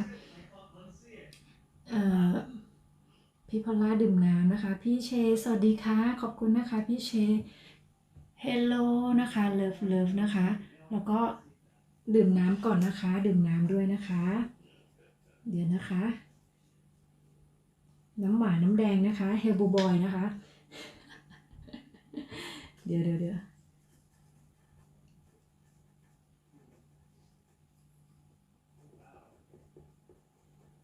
ขออนุญาตเขียนโหยแป๊บหนึ่งน้องวิสวัสดีพี่เล็กด้วยค่ะพี่นันทีสวัสดีเพื่อนๆร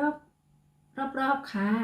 นี่ไงคะมาแล้วนะคะครูคิมครูเอมิลินชาแนลเลิฟ20ขอบคุณนะคะ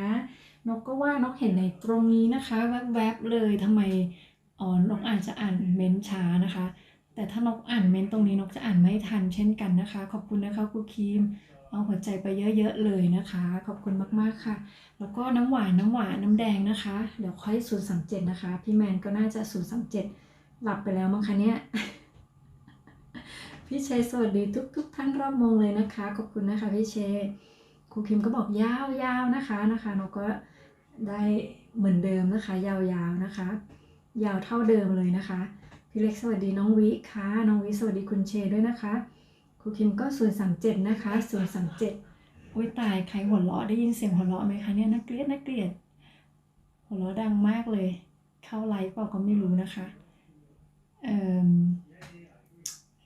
พิเศษสำหรับครูคิมนะคะไหนอะมีไหมเนาะ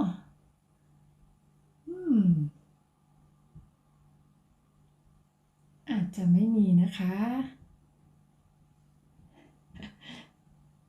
เดี๋ยวไม่ใช่เหมือนเมื่อวานนะคะหลุดไปนะคะหลุดไปไม่ได้เนาะไม่มีนะคะตายไม่เป็นไรนะคะครูคิมเดี๋ยวนกจัดให้นะคะ037นะคะ037เชียร์ก่อนค่ะเชียร์ทุกคนดื่มค่ะใครมาปิดเห็นไหมคะนี่กาแฟนกก็เย็นหมดแล้วพี่พอลล่าบอกฟังนะคะได้ค่ะพี่พาดนะคะพี่พาดน้องหมอนก็หัวใจพลัสมานะคะขอบคุณมากๆค่ะพี่มนบอกว่าจะทยอยตามไปดูเพื่อนๆนะคะได้ค่ะพี่มนเนาะก็ เข้าใจนะคะทุกคนก็จะมีเวลาที่ไม่เท่ากันเนาะเพื่อนๆก็จะเข้าใจนะคะแต่ว่าเราก็ต้องพยายามไปเยี่ยมบ้างนะคะก็อาจจะเวลาตรงกันบ้างไม่ตรงกันบ้างแต่มันก็มีวิธีอื่นนะเนาะถ้าเราไม่ได้ไปเจอกันในไลฟ์นะคะเราก็ตามไปดูคลิปนะคะไปเป็นกำลังใจไปไปสนับสนุนเพื่อนทางนั้นก็ได้นะคะถ้าเราไปเพราะว่าจริงๆวันทั้งวันเนี่ยเรามีเพื่อนที่ออกมาไลฟ์ตลอดเวลาอยู่แล้วนะคะนกก็ไม่สามารถที่จะตามเพื่อนไปได้ทุกบ้านเช่นกันนะคะในหน้าสดเนี่ยแต่ว่านกก็จะใช้วิธีไปย้อนบ้างนะคะไปดูคลิปบ้างนะคะไปดูโคบ้างนะคะ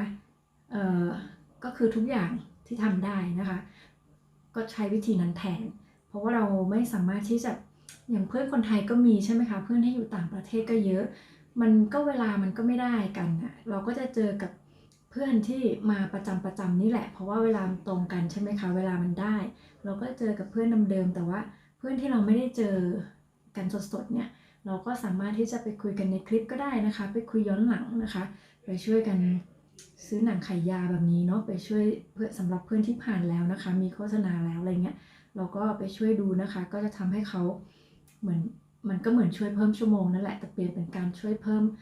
เหรียญอะไรแบบนี้แทนนะคะส่วนเพื่อนที่ยังไม่มีก็ไปช่วยเพิ่มชั่วโมงนะคะแบบนี้นะคะมีซับเพื่อนที่ยังไม่มีซับยังไม่มีชั่วโมงก็ไปช่วยแบบนั้นได้นะคะมันมีหลายวิธีที่จะไปช่วยกันได้นะคะก็ช่วยกันไปนะคะเพราะว่าเราก็เดินทางมาในเส้นทางเดียวกันแล้วนะคะเหมือนกันเป้าหมายเดียวกันเนาะเพียงแต่ว่าช้าเร็วไม่เท่ากันแต่ว่าก็ช่วยกันไปนะคะช่วยกันไปยายพรก็สวัสดีจ้าให้หัวใจพลัสมา3 ดวงขอบคุณนะคะยายพรนะคะขอบคุณมากๆเลยนะคะยายพรเอารถมาจอดหลายคันอยู่นะคะเนี่ยพี่รักสวัสดีค่ะสวัสดีค่ะเฮลโหลพี่รักก่อนนะคะต้องเฮลโหลพี่รักก่อนไม่ค่อยเจอพี่รักสดๆนะคะนี่ตื่นเต้นนะคะตื่นเต้น Welcome drink ค่ะพี่รักจะหลุดไม่กล้ากดเยอะมันนิ่งๆไปเสียวมากเลยนะคะกลัวหลุดนะคะขอบคุณพี่รักนะคะขอบคุณพี่รักวันนี้พี่รักไม่ไปทำงานหรือว่ายังไงคะเนี่ยถึงมาได้นะคะเนี่ยสวัสดีรอบบ้านทุกคนเลยนะคะจากพี่รักนะคะสาวอุดรนะคะสาวอุดรบ่าวสวิตนะคะช่องจริงนะคะยายพรสวัสดีค่ะอะไรเนี่ยพอพึ่งสวัสดีค่ะไทยเฮิร์บนะคะ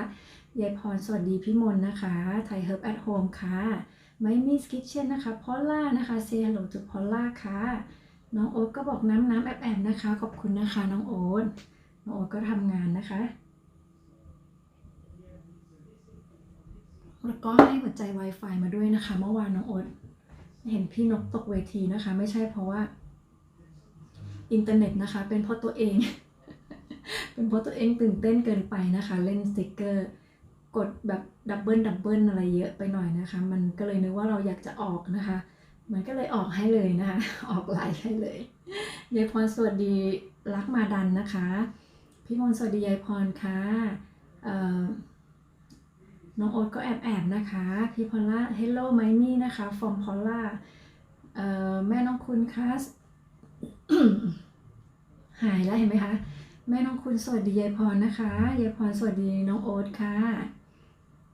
พี่รักสวัสดียายพรนะคะ My Miss Kitchen Say Hello to Thai Herb นะคะพี่พอลล่าสวัสดีน้องโอ๊ตฮักบ้านเกิดค่ะพี่รักสวัสดีน้องแพนนะคะแล้วก็สวัสดีพี่พอลล่าด้วยค่ะพี่พอลล่าสวัสดีพี่มนนะคะพี่รักสวัสดีฮักบ้านเกิดนะคะน้องโอ๊ตนะคะพี่เล็กสวัสดีรูปรักมาดันสาวอุดรนะคะพี่เล็กก็ยังอยู่นะคะพี่รักสวัสดีน้องหมอนนะคะพี่นนท์แอบนะคะขอบคุณนะคะพี่มนก็ยังพี่นนท์ก็ยังอยู่นะคะมีพี่มนพี่นนท์แล้วนะคะนี่เมื่อกี้พี่แพนแล้วก็อะไรนะพี่แพนแล้วก็พี่แมนนะคะทีนี้ก็จะมีพี่มนแล้วก็พี่นนท์นะคะว้าว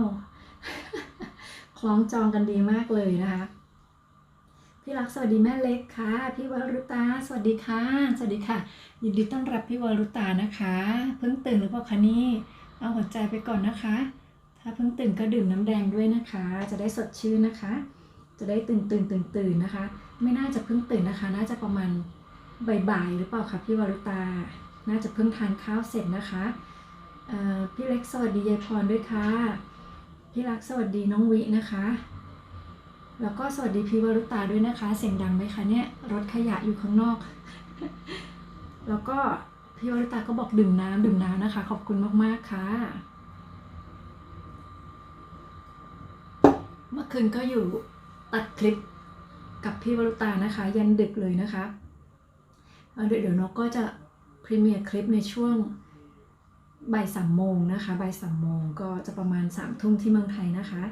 ก็อย่าลืมเข้าไปดูนะคะถ้าใครว่างสะดวกนะคะก็เข้าไปดูกันได้นะคะพี่รักสวัสดีน้องเจนค่ะพี่มนบอกว่าถ้าฟังผ่านโทรศัพท์ดังค่ะอ๋อแต่ฟังผ่านโน้ตบุ๊กเบาเอาถ้าอย่างนั้นต้องเป็นที่โน้ตบุ๊กพี่มนแล้วเนี่ย เปลี่ยนเลยนะคะเปลี่ยนโน้ตบุ๊กเลยเมื่อวานโน้ตบุ๊กพี่วรุตาก็เมาส์ใช้ไม่ได้เหมือนกันนะคะ พี่รักสวัสดีพี่นันทีแล้วก็พี่มนนี้นะคะ ไหนพี่มนนี้มาด้วยหรอคะไม่เห็นพี่มนนี้เลยยังไงนกได้ข้ามไหมคะเนี่ยแล้วเดี๋ยวนะคะไม่น่าจะข้ามเนาะพี่นันทีแล้วก็พี่มนใช่ไหมคะหมายถึงพี่มนใช่ไหมคะพี่มนนะคะพี่มนก็คือพี่มนไทยเฮิร์บแอทโฮมใช่ไหมคะพี่รักแล้วก็พี่รักก็บอกว่าไทยเฮิร์บแอทโฮมนะคะน่าจะใช่นะคะพี่เล็กก็ Hi Domestic TV นะคะไม่รู้ว่า if you still hear Domestic TV so you got Hi from Lut's Kitchen นะคะบายเล็กค่ะพี่รักสวัสดีพี่พาค่ะพี่เล็กเลิฟ23นะคะขอบคุณมากๆนะคะสำหรับเลิฟนะคะตอนนี้ก็เลิฟเต็มเลยนะคะตรึมเลยนะคะพี่รักก็สวัสดีพี่ไลนะคะวิไลนะคะใช่ไหมเอ่ยโพนุเซ่ให้หัวใจมานะคะ Love Plus นะคะ Thank you very much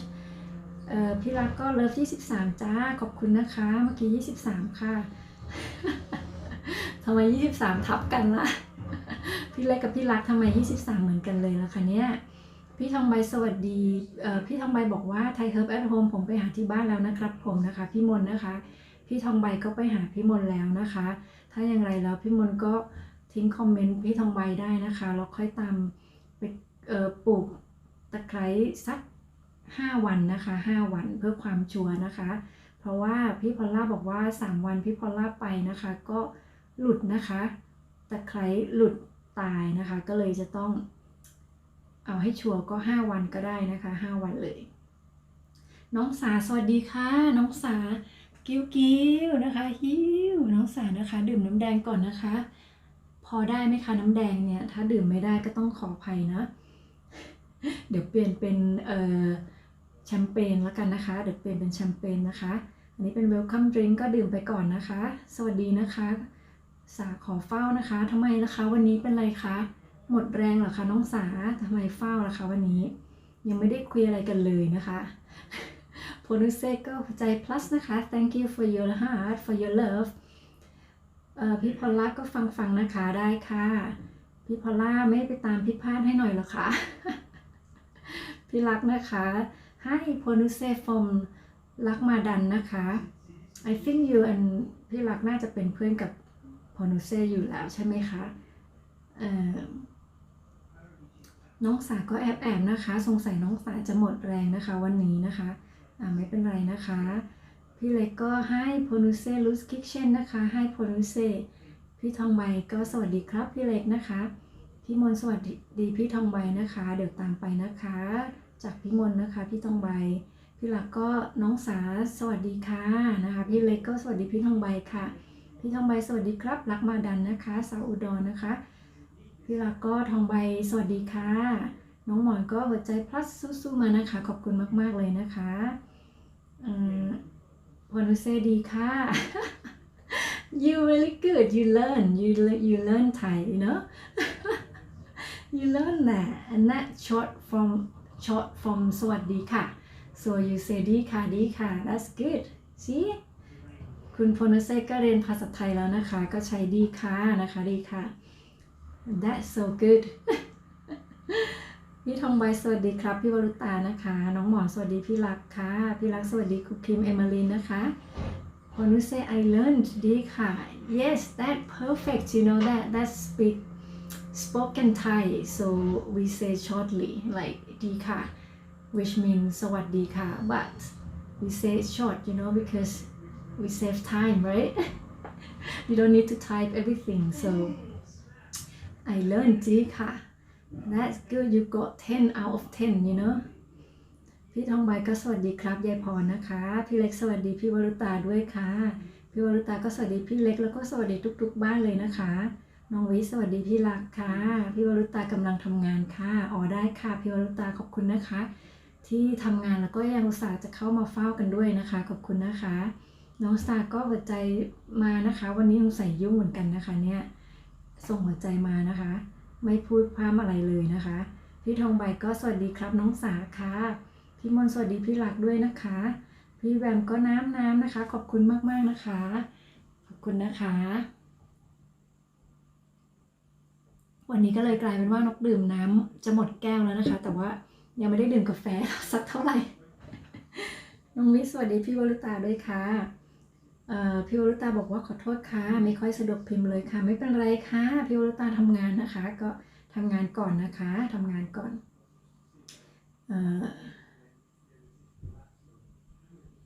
พี่ไลฟ์บอกว่าช่องจริงคือไมม่าไลฟ์หมวยหมื่นลีค่ะเพื่อนๆนะคะใครยังไม่รู้นะคะใครยังไม่ได้ไปติดตามนะคะพี่ไลฟ์หมวยหมื่นลีนะคะนั่นคือช่องจริงนะคะอันนี้ไม่มีรูปโปรไฟล์นะคะก็ส่วนมากก็จะเป็นช่องที่มาตามเพื่อนๆนะคะมาเฝ้าเพื่อนๆมาเป็นกำลังใจให้เพื่อนนะคะแต่เชื่อว่าหลายๆคนก็น่าจะเป็นเพื่อนกับพี่หมวยแล้วนะคะเนี่ยนะคะใครยังไม่เป็นก็ตามไปดูไปชมกันได้เลยนะคะพี่วรุตาดูแลสุขภาพกันด้วยค่ะนะคะน้องซานะคะบอกว่าพี่หมวยมีหลายช่องจังค่ะก็เอาไว้ตามเพื่อนค่ะน้องซาเอาไว้ตามเพื่อนนะคะน้องวิก็สวัสดีน้องสตาร์ด้วยนะคะพี่เล็กบอกว่าของชอบเลยค่ะน้ำแดงเนี่ยจริงปะคะงั้นรับไปอีกเลยนะคะรับไปอีกนี่นะคะเชิญค่ะเชิญเลยนะคะซิลเลนะคะน้องฉานของเรานะคะก็มาแล้วสวัสดีค่ะเฮลโลน้องฉานนะคะพี่นกก็งงนะสลับกับน้องโอ๊ตว่าทำงานเนาะน้องโอ๊ตทำงานเปล่าน้องโอ๊ตทำรอบดึกใช่ไหมคะแต่น้องฉานก็ทำรอบนี้แหละ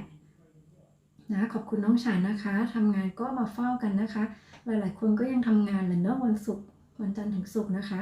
ก็ทำงานปกติพี่วรุตาก็เลิฟน้อยมานะคะขอบคุณมากๆค่ะน้องแพนก็พี่แพนก็ยังอยู่นะคะให้หัวใจแล้วก็แอบนะคะน้องฉานก็เอาคันนี้มาจอดให้ครับได้นะครับผมพี่วรุตาเลิฟ24นะคะขอบคุณมากๆสำหรับเลิฟนะคะนี่ก็ให้ทุกคนเยอะๆเลยนะคะ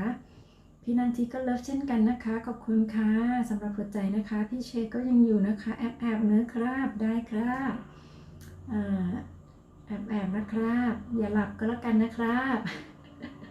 กฎบ้านนี้ก็คือว่านั่งเสือได้นะคะเลื้อยได้นะคะแต่ว่าอย่าหลับนะคะน้องฉันก็เลิฟที่15นะครับขอบคุณมากๆนะครับสำหรับเลิฟนะครับพี่หมวยสวัสดีพี่เชค่ะพี่เล็กสวัสดีน้องสานะคะน้องสาก็หมดแรงนะคะวันนี้ไม่มีแรงแม้แต่จะพิมพ์นะคะน้องสตาร์ก็ให้โลมาจุ๊บมาเนี่ยโลมาจุ๊บนะคะแล้วก็เลิฟน้อยนะคะเลิฟน้อยเมื่อวานโลมาจุ๊บมันคือตัวนี้เปล่าตัวนี้นะคะตัวนี้รักนะคะแล้วก็น้องโอ๊ตก็แอบนะคะพี่เชบอกพี่หมวยมือลิสวัสดีครับผมนะคะโพนุเซ่ให้ Star Beauty นะคะพี่วรุตาก็ให้ลิงจักรักจริงๆมานะคะขอบคุณมากๆนะคะน้องวีก็หัวใจ Wi-Fi นะคะขอบคุณค่ะโพนุเซ่ก็ Water drink thank you very much you learn quite well you know you learn a lot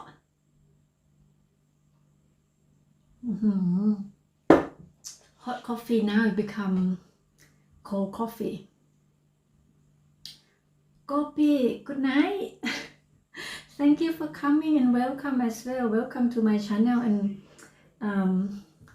hello and welcome drink for you so before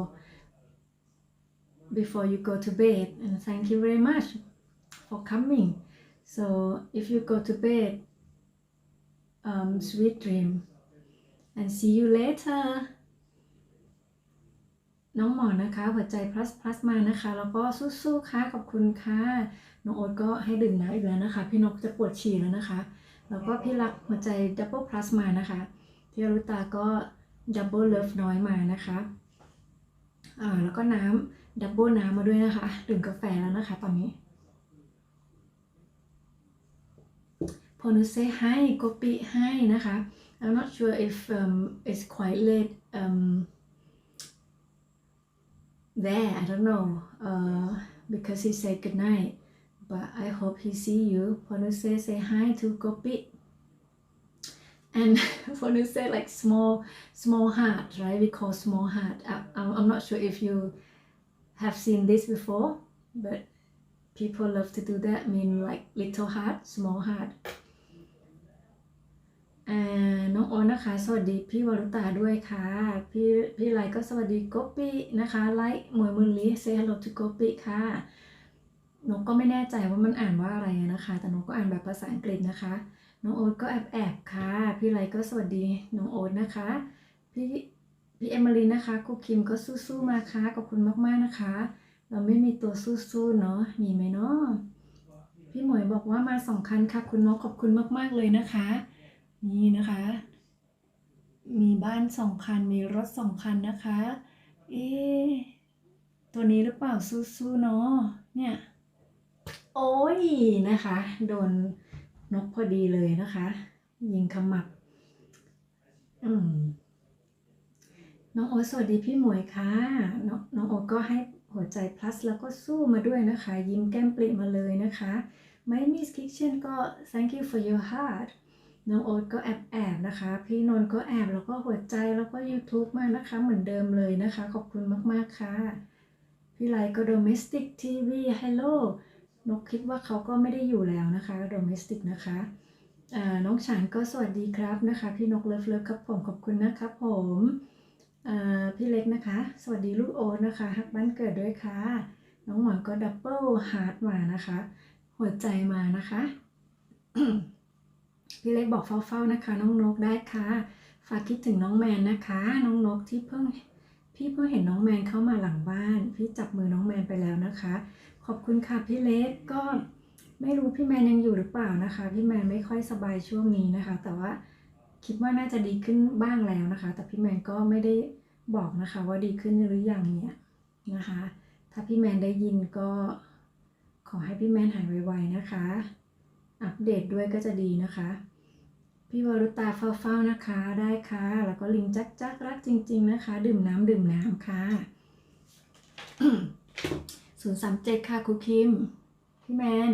037ก็อาจจะช่วยได้นะคะก่อนที่นกจะไปต่อนะคะนกขออนุญาตเล่าเรื่องหนึ่งนะคะอันนี้นกเคยทำคลิปไปนานมากแล้วช่วงที่ไวรัสเริ่มเป็นที่รู้จักนะคะเริ่มจะออกมาจากจีนเนี่ยมันมีผู้ชายคนหนึ่งนะคะเป็นคนที่นี่แหละนะคะเป็นคนสกอตแล้วก็ออกข่าวเลยนะคะออกข่าวว่าเขาเนี่ยไปติดไวรัสที่ประเทศจีนเขาเป็นนักเรียนนะคะไปเรียนแล้วเขาก็ติด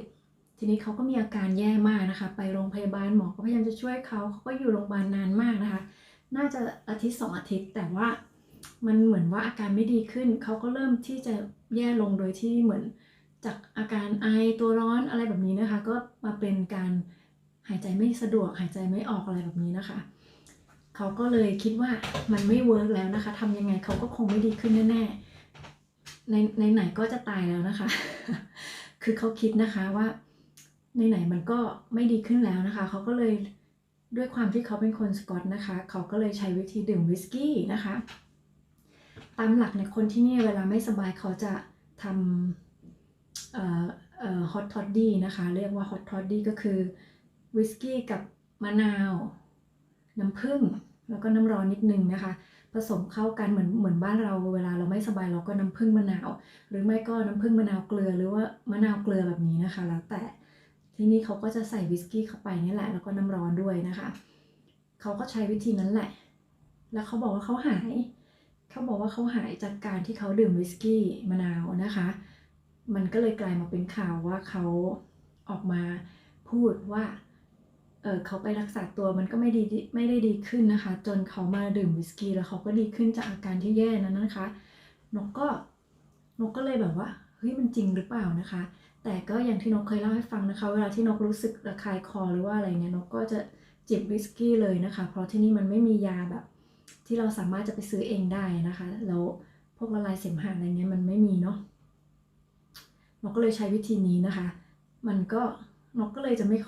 มันก็คือพอวันรุ่งขึ้นนกก็จะรู้สึกดีเลยไม่มีการระคายคอคันคออีกนะคะมันช่วยได้มากอะอยู่นี่มาเกือบจะ4 ปีนกก็ใช้วิธีนี้มาตลอดนะคะนกก็เลยมาเล่าให้เพื่อนๆฟังว่าลองดูนะคะถ้าไม่หายหรือว่ายังไงอย่าไม่ใช่ดื่มแบบไอ้นี่นะคะจิบนะคะใช้วิธีจิบเป็นยานะคะไม่ได้ดื่มเป็นน้ำแบบนั้นนะคะเมื่อกี้นกเห็นอะไรนกถึงได้พูดมาถึงนี้เพราะว่าพูดถึงพี่แมนไม่สบายใช่ไหมทำให้นกนึกถึงตรงนี้นะคะแต่ว่าอย่าไปดื่มเบียร์นะคะเบียร์น่าจะยิ่งทำให้เราแบบในความรู้สึกนกนะถ้าไม่สบายหรือว่าระคายคอเราไปดื่มเบียร์เนี่ยมันจะยิ่งทำให้เราเจ็บคอนะคะแต่ต้องเป็นวิสกี้นะคะพี่เล็กบอกเฝ้ายาวจนลงเหมือนเคยนะคะน้องนกได้ค่ะขอบคุณมากๆนะคะพี่ทองใบสวัสดีพี่หมวยนะคะน้องหมอนสวัสดีพี่วรุตาค่ะพี่ทองใบสวัสดีพี่เอมิลินนะคะแล้วก็สวัสดีพี่วรุตาด้วยเช่นกันค่ะพอนุเซก็ plus นะคะ thank you for your heart พี่วรุตาดีจ้าน้องหมอนนะคะพี่เล็กก็ตอนนี้ขึ้น25ค่ะคงจะกดพร้อมกันแต่ระบบยังไม่ขึ้นโอเคค่ะขอบคุณมากๆค่ะนกก็ดูตรงนั้นไม่ได้นกก็ไม่เห็นนะคะนกก็ไม่สามารถเห็นระบบเนาะมันต้องดีเลย์ใช่ไหมคะพี่วรุตาดีจ้าทองใบค่ะกระป๋อมนะคะช้างเพื่อนช้างก็พี่ทองใบสวัสดีครับนะคะขอตัวไปทำปกคลิปหื่นก่อนนะคะได้ค่ะเพื่อนช้างนี่นะคะแหมทำไมก็คือพยายามจะหลอกเด็กใช่ไหมคะเนี่ยต้องไปทำปกคลิปหื่นนะคะพยายามจะหลอกเด็กนะคะจริงๆนะนกก็เคยคิดเหมือนกันนะคะว่าการที่จะหลอกคนอื่นเนี่ยมันก็มีวิธีอยู่แล้วเนาะแต่นกก็ไม่ชอบหลอกอะนกก็ทำใจไม่ได้นะคะนกก็หลอกไม่ค่อยชอบหลอกนะคะก็เลยเนาะเอาแบบนี้แหละเอาแบบเป็นเราดีที่สุดนะคะมันจะลื่นดีนะคะแต่ถ้าเพื่อนช้างแบบเป็นคนหื่นๆก็ทำปกหื่นๆก็โอเคนะคะมันจะทำไปได้แบบธรรมชาติแล้วก็ดีเนาะพี่เล็กนะคะสวัสดีกระปอมด้วยค่ะยาย่าสวัสดีค่ะเอายาย่าแอบเลยยาย่าค่ะยาย่าเลิฟๆนะคะยาย่าแล้วก็ดื่มน้ำแดงกันก่อนค่ะดื่มน้ำแดงเลยจะได้สดชื่นนะคะขอบคุณยาย่านะคะที่แวะเข้ามานะคะพี่วรุตาก็เลิฟน้อยนะคะแล้วก็น้ำนะคะขอบคุณค่ะ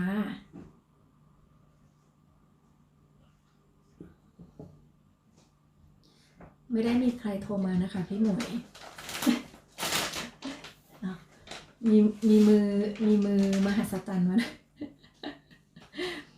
ยาย่าบอกว่าแอบดูอยู่จ้าขอบคุณค่ะทำไมต้องแอบด้วยล่ะคะยาย่าก็ออกมาคุยกันเลยนะคะไม่ต้องแอบดูนะคะออกมาดูกันซึ่งเลยก็ได้ค่ะไม่มีสคิทเช่นนะคะ thank you for your heart ยาย่าบอกว่าเลิฟ25แล้วจ้านี่เรา25นะคะพี่เล็กนะคะ25 3 คนแล้วนะคะเนี่ยมันยังไงคะเนี่ยมันยังไงยาย่าก็ให้หัวใจ double plus มานะคะขอบคุณมากๆนะคะแล้วก็สวัสดีจ้าวรุตาด้วยนะคะจากยาย่านะคะน้องวิก็สวัสดียาย่าด้วยค่ะพี่วรุตาสวัสดียาย่านะคะยาย่าสวัสดีไมอามิสคิทเช่นนะคะไม่มีนะคะยาย่า say hello to my miss kitchen ค่ะ love ค่ะยาย่าสวัสดีน้องวิค่ะพี่วรุตาก็สวัสดีน้องวิเช่นกันนะคะพี่ทองใบสวัสดีน้องโอ๊ตค่ะหากบ้านเกิดนะคะยาย่าสวัสดีพี่ทองใบค่ะพี่วรุตาสวัสดีรอบวงอีกครั้งนะคะพี่วรุตาไม่สะดวกพิมพ์นะคะก็ขอสวัสดีรอบวงเลยนะคะทุกคนเลยค่ะ พี่รักก็ให้ดับเบิลฮาร์ดมาเช่นกันนะคะแล้วก็ดับเบิลสู้ด้วยนะคะ แล้วก็แอบนะคะพี่รักไม่มีคิเชนย้ายยานะคะไม่มีคิเชน say hello to ยาย่าค่ะ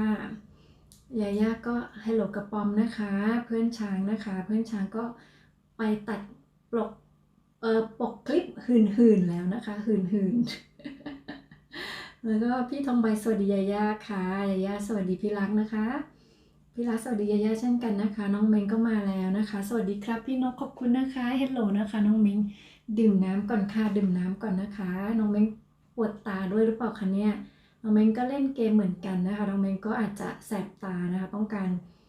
ไปนอนหลับพักผ่อนอะไรแบบนี้หรือเปล่านะคะเหมือนเพื่อนช้างนะคะพี่เล็กก็สวัสดีรอบวงนะคะลูกรักนะคะไม่ใช่สวัสดีอีกรอบนะคะลูกรักนะคะแหมลูกรักกับลูกรักนะคะจะเหมือนกันเลยนะคะน้องเม้งเลิฟ27ครับขอบคุณมากๆนะครับน้องเม้ง27แล้วนะคะแบบปี๊ดเลยนะคะพี่เล็กสวัสดียาย่าด้วยค่ะน้องเม้งสวัสดีพี่ทองใบค่ะพี่ชัยสวัสดีค่ะสวัสดีค่ะพี่ชัยเลิฟนะคะแล้วก็พี่ชัยดื่มน้ำแดงก่อนนะคะจะได้สดชื่นนะคะพี่ชัยก็น่าจะกำลังเลิกงานหรือเปล่าคะตอนนี้นะคะเย็นแล้วนะคะพี่นันทีก็เตือนดื่มน้ำแล้วค่ะขอบคุณมากๆค่ะเห็นไหมคะวันนี้นกก็มีพี่นันทีมาเตือนแล้วนะคะเหมือนเดิมแล้วนะคะน้ำก็จะหมดแก้วทุกวันนี้คือน้ำไม่หมดแก้วนะคะ น้ำจะเต็มแก้วทุกวันเลยต้องเหลือทุกวันเลยนะคะไม่มีคิกเชนนะคะหัวใจ plus นะคะ and ไม่มีคิกเชน say hi to ชัยนะคะ6699นะคะพี่ชัยก็ไม่มีคิกเชน hello นะคะน้องวีก็แอบนะคะพี่แพนก็แอบนะคะพี่ชัยก็สู้นะคะพี่รักก็ใจสู้แอบแล้วก็ YouTube สติ๊กเกอร์ยาวมาเลยนะคะสติ๊กเกอร์ยาวๆเลยนะคะวันนี้พี่ดาวไม่มานะคะถ้าพี่ดาวมาก็จะสติ๊กเกอร์ยาวอีกนะคะยาย่าก็แอบนะคะหัวใจ Wi-Fi นะคะ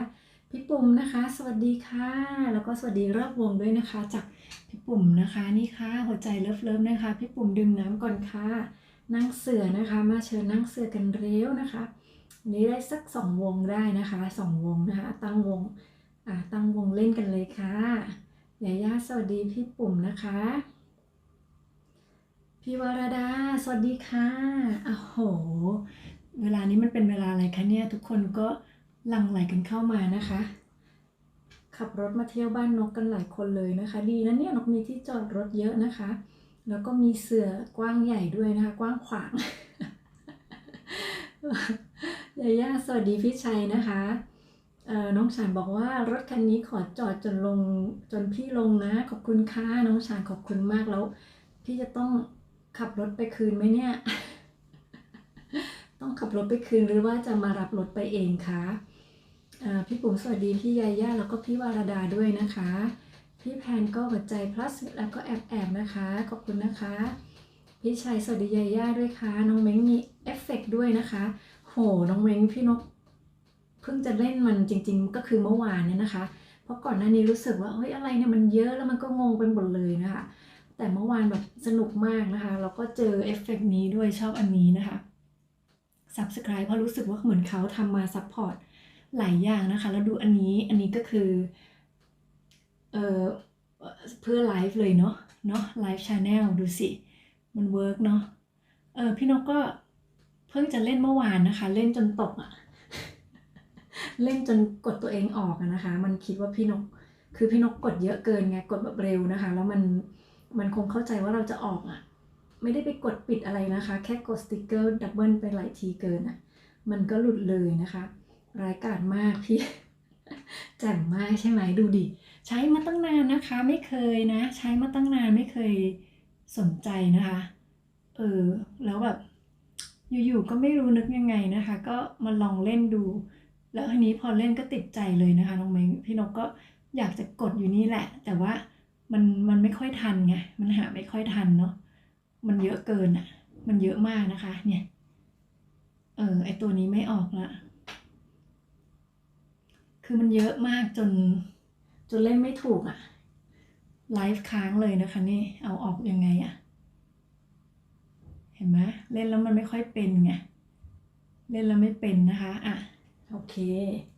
มันต้องเล่นบ่อยๆเนาะ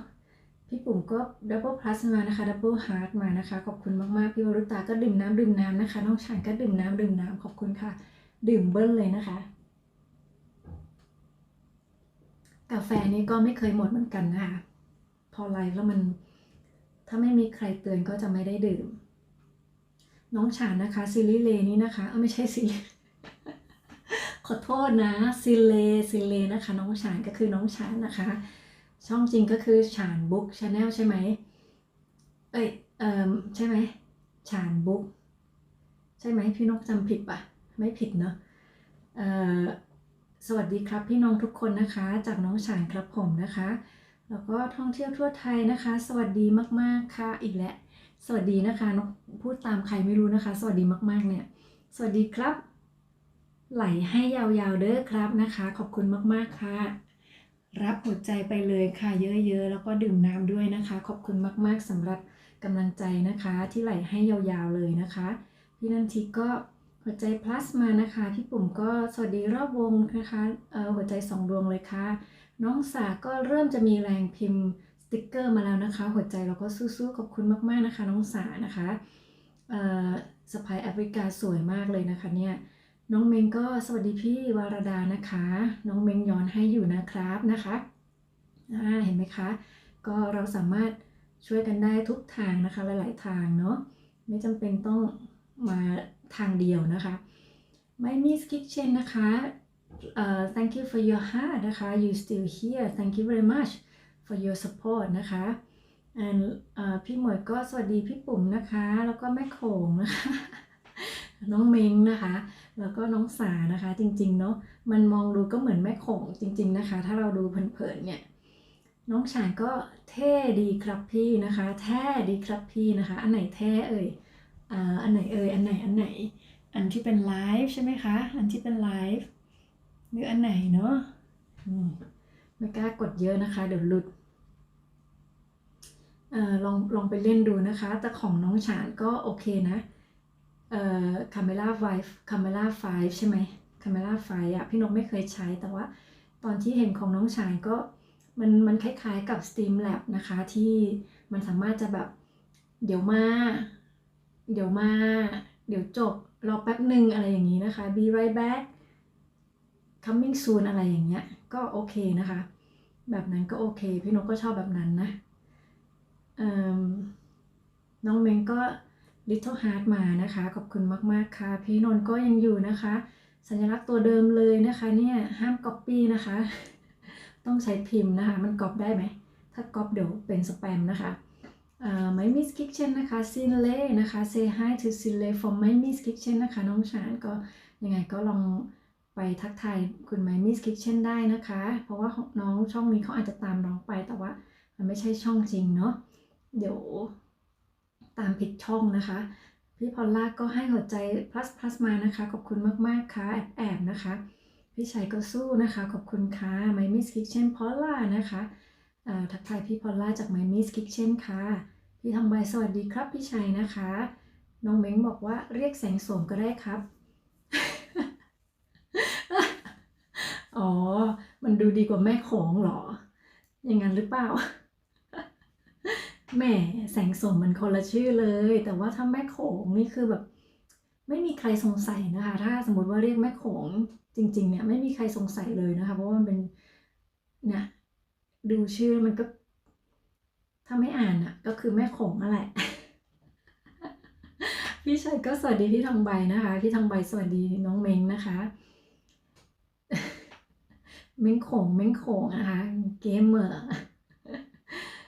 น้องโอ๊ตก็แอบนะคะแล้วก็ดื่มน้ำนะคะขอบคุณมากๆค่ะทุกคนเหนื่อยกันหรือยังนะคะเนี่ยน้องเมนก็สวัสดีพี่ทองใบค่ะพี่แพนก็ยังอยู่นะคะหัวใจ plus แล้วก็แอบนะคะ My Miss Kitchen Pan My Miss Kitchen ก็ say hi to พี่แพนนะคะแพนแม่น้องคุณนะคะพี่พอลล่าบอกว่าน้องนกขอตัวนะคะเที่ยงคืนแล้วค่ะโอ้ได้ค่ะขอบคุณพี่พอลล่ามากๆนะคะขอบคุณค่ะนกก็ไม่ได้คิดเลยนะคะว่าพี่พอลล่าจะดึกแล้วนะคะกู๊ดบายนะคะแล้วก็ time to say goodbye to people and thank you นะคะ so it's quite late in Australia so it's about midnight actually in Thailand must be okay so Paula need to go say bye bye to พี่พอลล่าค่ะขอบคุณนะคะขอบคุณอีกครั้งค่ะหลับฝันดีนะคะพี่พอลล่าแล้วก็พี่พอลล่าก็ให้หัวใจ plus มานะคะพี่ปุ่มก็หัวใจ Wi-Fi มานะคะสวัสดีค่ะพี่พอลล่าจากพี่ปุ่มนะคะพี่ปุ่มก็ยังเฝ้าอยู่นะคะพี่ชายสวัสดีน้องเวงด้วยค่ะน้องฉันก็หัวใจ plus มา2 ดวงนะคะไม่มี kitchen นะคะปุ่มรัสซิลีนะคะก็ให้ from ไม่มีkitchen นะคะพี่ปุ่มน้องเม้งสวัสดีพี่ชัยด้วยนะคะพี่ชัยสวัสดีครับจากน้องเม้งนะคะ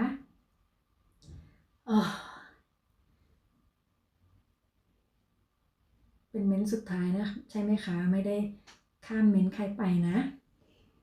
มาเห็นไหมคะตอนนี้ก็เป็นเวลานะคะเกือบจะบ่าย2ของ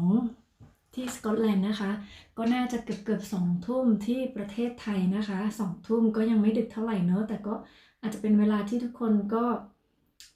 กินข้าวอาบน้ำนะคะเตรียมตัวดูหนังหรือว่าทำ YouTube ตัดคลิปอะไรก็แล้วแต่นะคะก็ต้องขอบคุณทุกคนมากๆเลยนะคะและหลายคนก็ยังทำงานอยู่ก็ยังมาเฝ้ากันนะคะมาเป็นกำลังใจให้กันนี่นะคะมาแล้วค่ะ so if you can see Chan Pair Book นะคะ so that's the same guy as Sile so you can go and say hi นะคะ that his real channel so มาจอดให้อีกคันนะคะขอบคุณน้องชานมากๆเลยค่ะพี่ปุ่มก็สวัสดีค่ะคุณใหม่นะคะพี่ปุ่มหมายถึง Miami Kitchen ใช่ไหมคะ so Miami Kitchen นะคะปุ่มรัตซิริ Channel say hello to Miami's Kitchen ค่ะแล้วก็ Miami's Kitchen say hello to น้องชานนะคะอันนี้ก็เขาก็จะได้ไปหาน้องชานได้ง่ายๆนิดนึงนะคะพี่นนท์บอกว่าน้องอีไม่มีอะไรเรียกเฉยๆเบรกมาพิมพ์ด้วยนะคะมีเบรกมาพิมพ์ด้วยนะคะเรียกเฉยๆแหมน้องฉันบอกว่า2 คันเลยครับพี่นกขอบคุณมากๆนะคะขอบคุณคนรวยทุกคนเลยนะคะเนี่ยมีบ้าน2 คันมีรถ2 คันนะคะบางคนก็มีหลายคันหลายหลังเลยนะคะนี่มันเป็นเขาเรียกอะไรนะคะมันเป็นอะไรนะสัญลักษณ์หรอมันเป็นอะไรนะมันเป็นสัญลักษณ์เปล่ามันเป็นสัญลักษณ์ที่ดีไม่ใช่มันเป็นอะไรนะเราก็พูดไม่ถูกนะมันเป็นสัญลักษณ์ที่ดีนะคะนั่นแหละเนาะลักษณะที่ดีไม่เป็นไรนะมันเป็นอะไรที่ดีก็แล้วกันนะคะที่เรามีหลายบ้านมีบ้านหลายหลังมีรถหลายคันนะคะพี่ปุ๋มสวัสดีรอบวงนะคะอีกครั้งนะคะแล้วก็สวัสดีครับพี่ๆทุกคนเลิฟนะครับจากน้องฉานนะคะพี่ปุ๋มก็หัวใจ plus มา2 ดวงนะคะเช่นเดียวกับน้องฉานแล้วก็สัญลักษณ์ YouTube ด้วยนะคะนี่นะคะก็น่าจะหมายความว่าให้ทุกคนนะคะประสบความสำเร็จในการทำ YouTube นะคะไปด้วยกันนะคะน้องฉานก็สวัสดีครับพี่ปุ๋มนะคะแล้วก็สวัสดีครับไมมี่นะคะฉันแพรบุ๊กเซฮัลโหลทูไมมี่คิทเช่นนะคะก็เพื่อนๆคนอินเดียของเรานะคะก็หลายๆคนเลยนะคะส่วนมากเนี่ยเขาจะซัพพอร์ตกันและกันมากๆเลยและทำให้เขาเนี่ยนะคะมีเพื่อนเยอะมีตะไคร้หลายต้นนะคะแต่สิ่งที่พวกเขาขาดก็คือชั่วโมงนะคะทำให้พวกเขาก็พยายามออกมาไลฟ์แล้วก็ออกมาหาเพื่อนๆนะคะเพื่อที่เพื่อนๆก็จะได้ไปซัพพอร์ตเขาด้วยนะคะก็ลองดูนะคะก็ไปช่วยกันนะคะใครขาดอะไรนะคะก็บอกนะคะขาดซับขาดเวลานะคะหรือว่าขาดคอยนะคะก็บอกกันได้นะคะใครไปทางไหนได้ก็ไปนะคะไปช่วยกันลุ้นนะคะแล้วก็อะไรอ่ะนกจะพูดอะไรนกก็ลืมเห็นไหม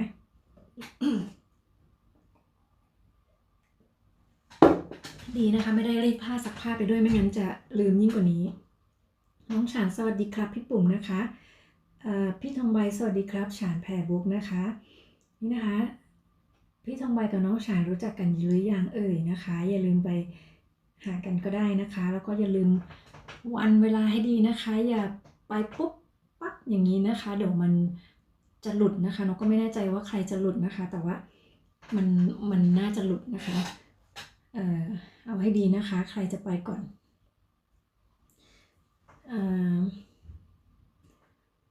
น้องฉานสวัสดีพี่ทองใบด้วยนะคะพี่ทองใบสวัสดีครับพี่ปุ่มนะคะ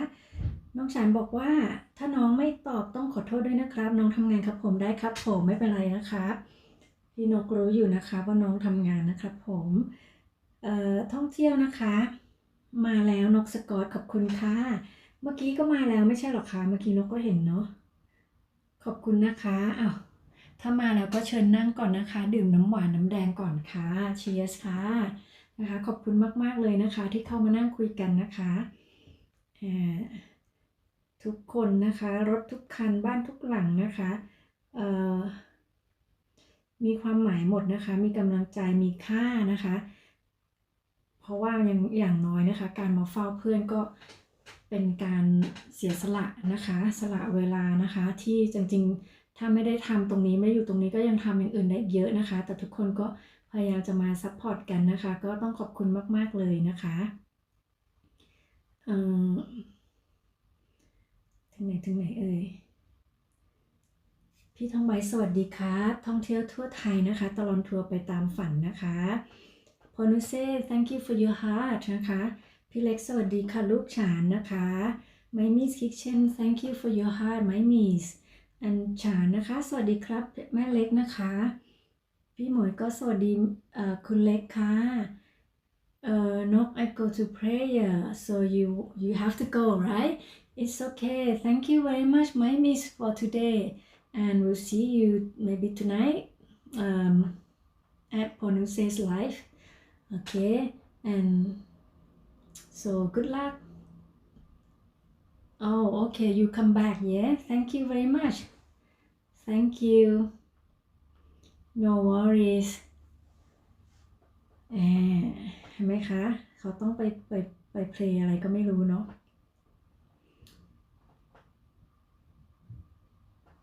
ก็ไม่กล้าถามเขาเรื่องศาสนานะคะไม่เป็นไรนะคะ we'll see you again my miss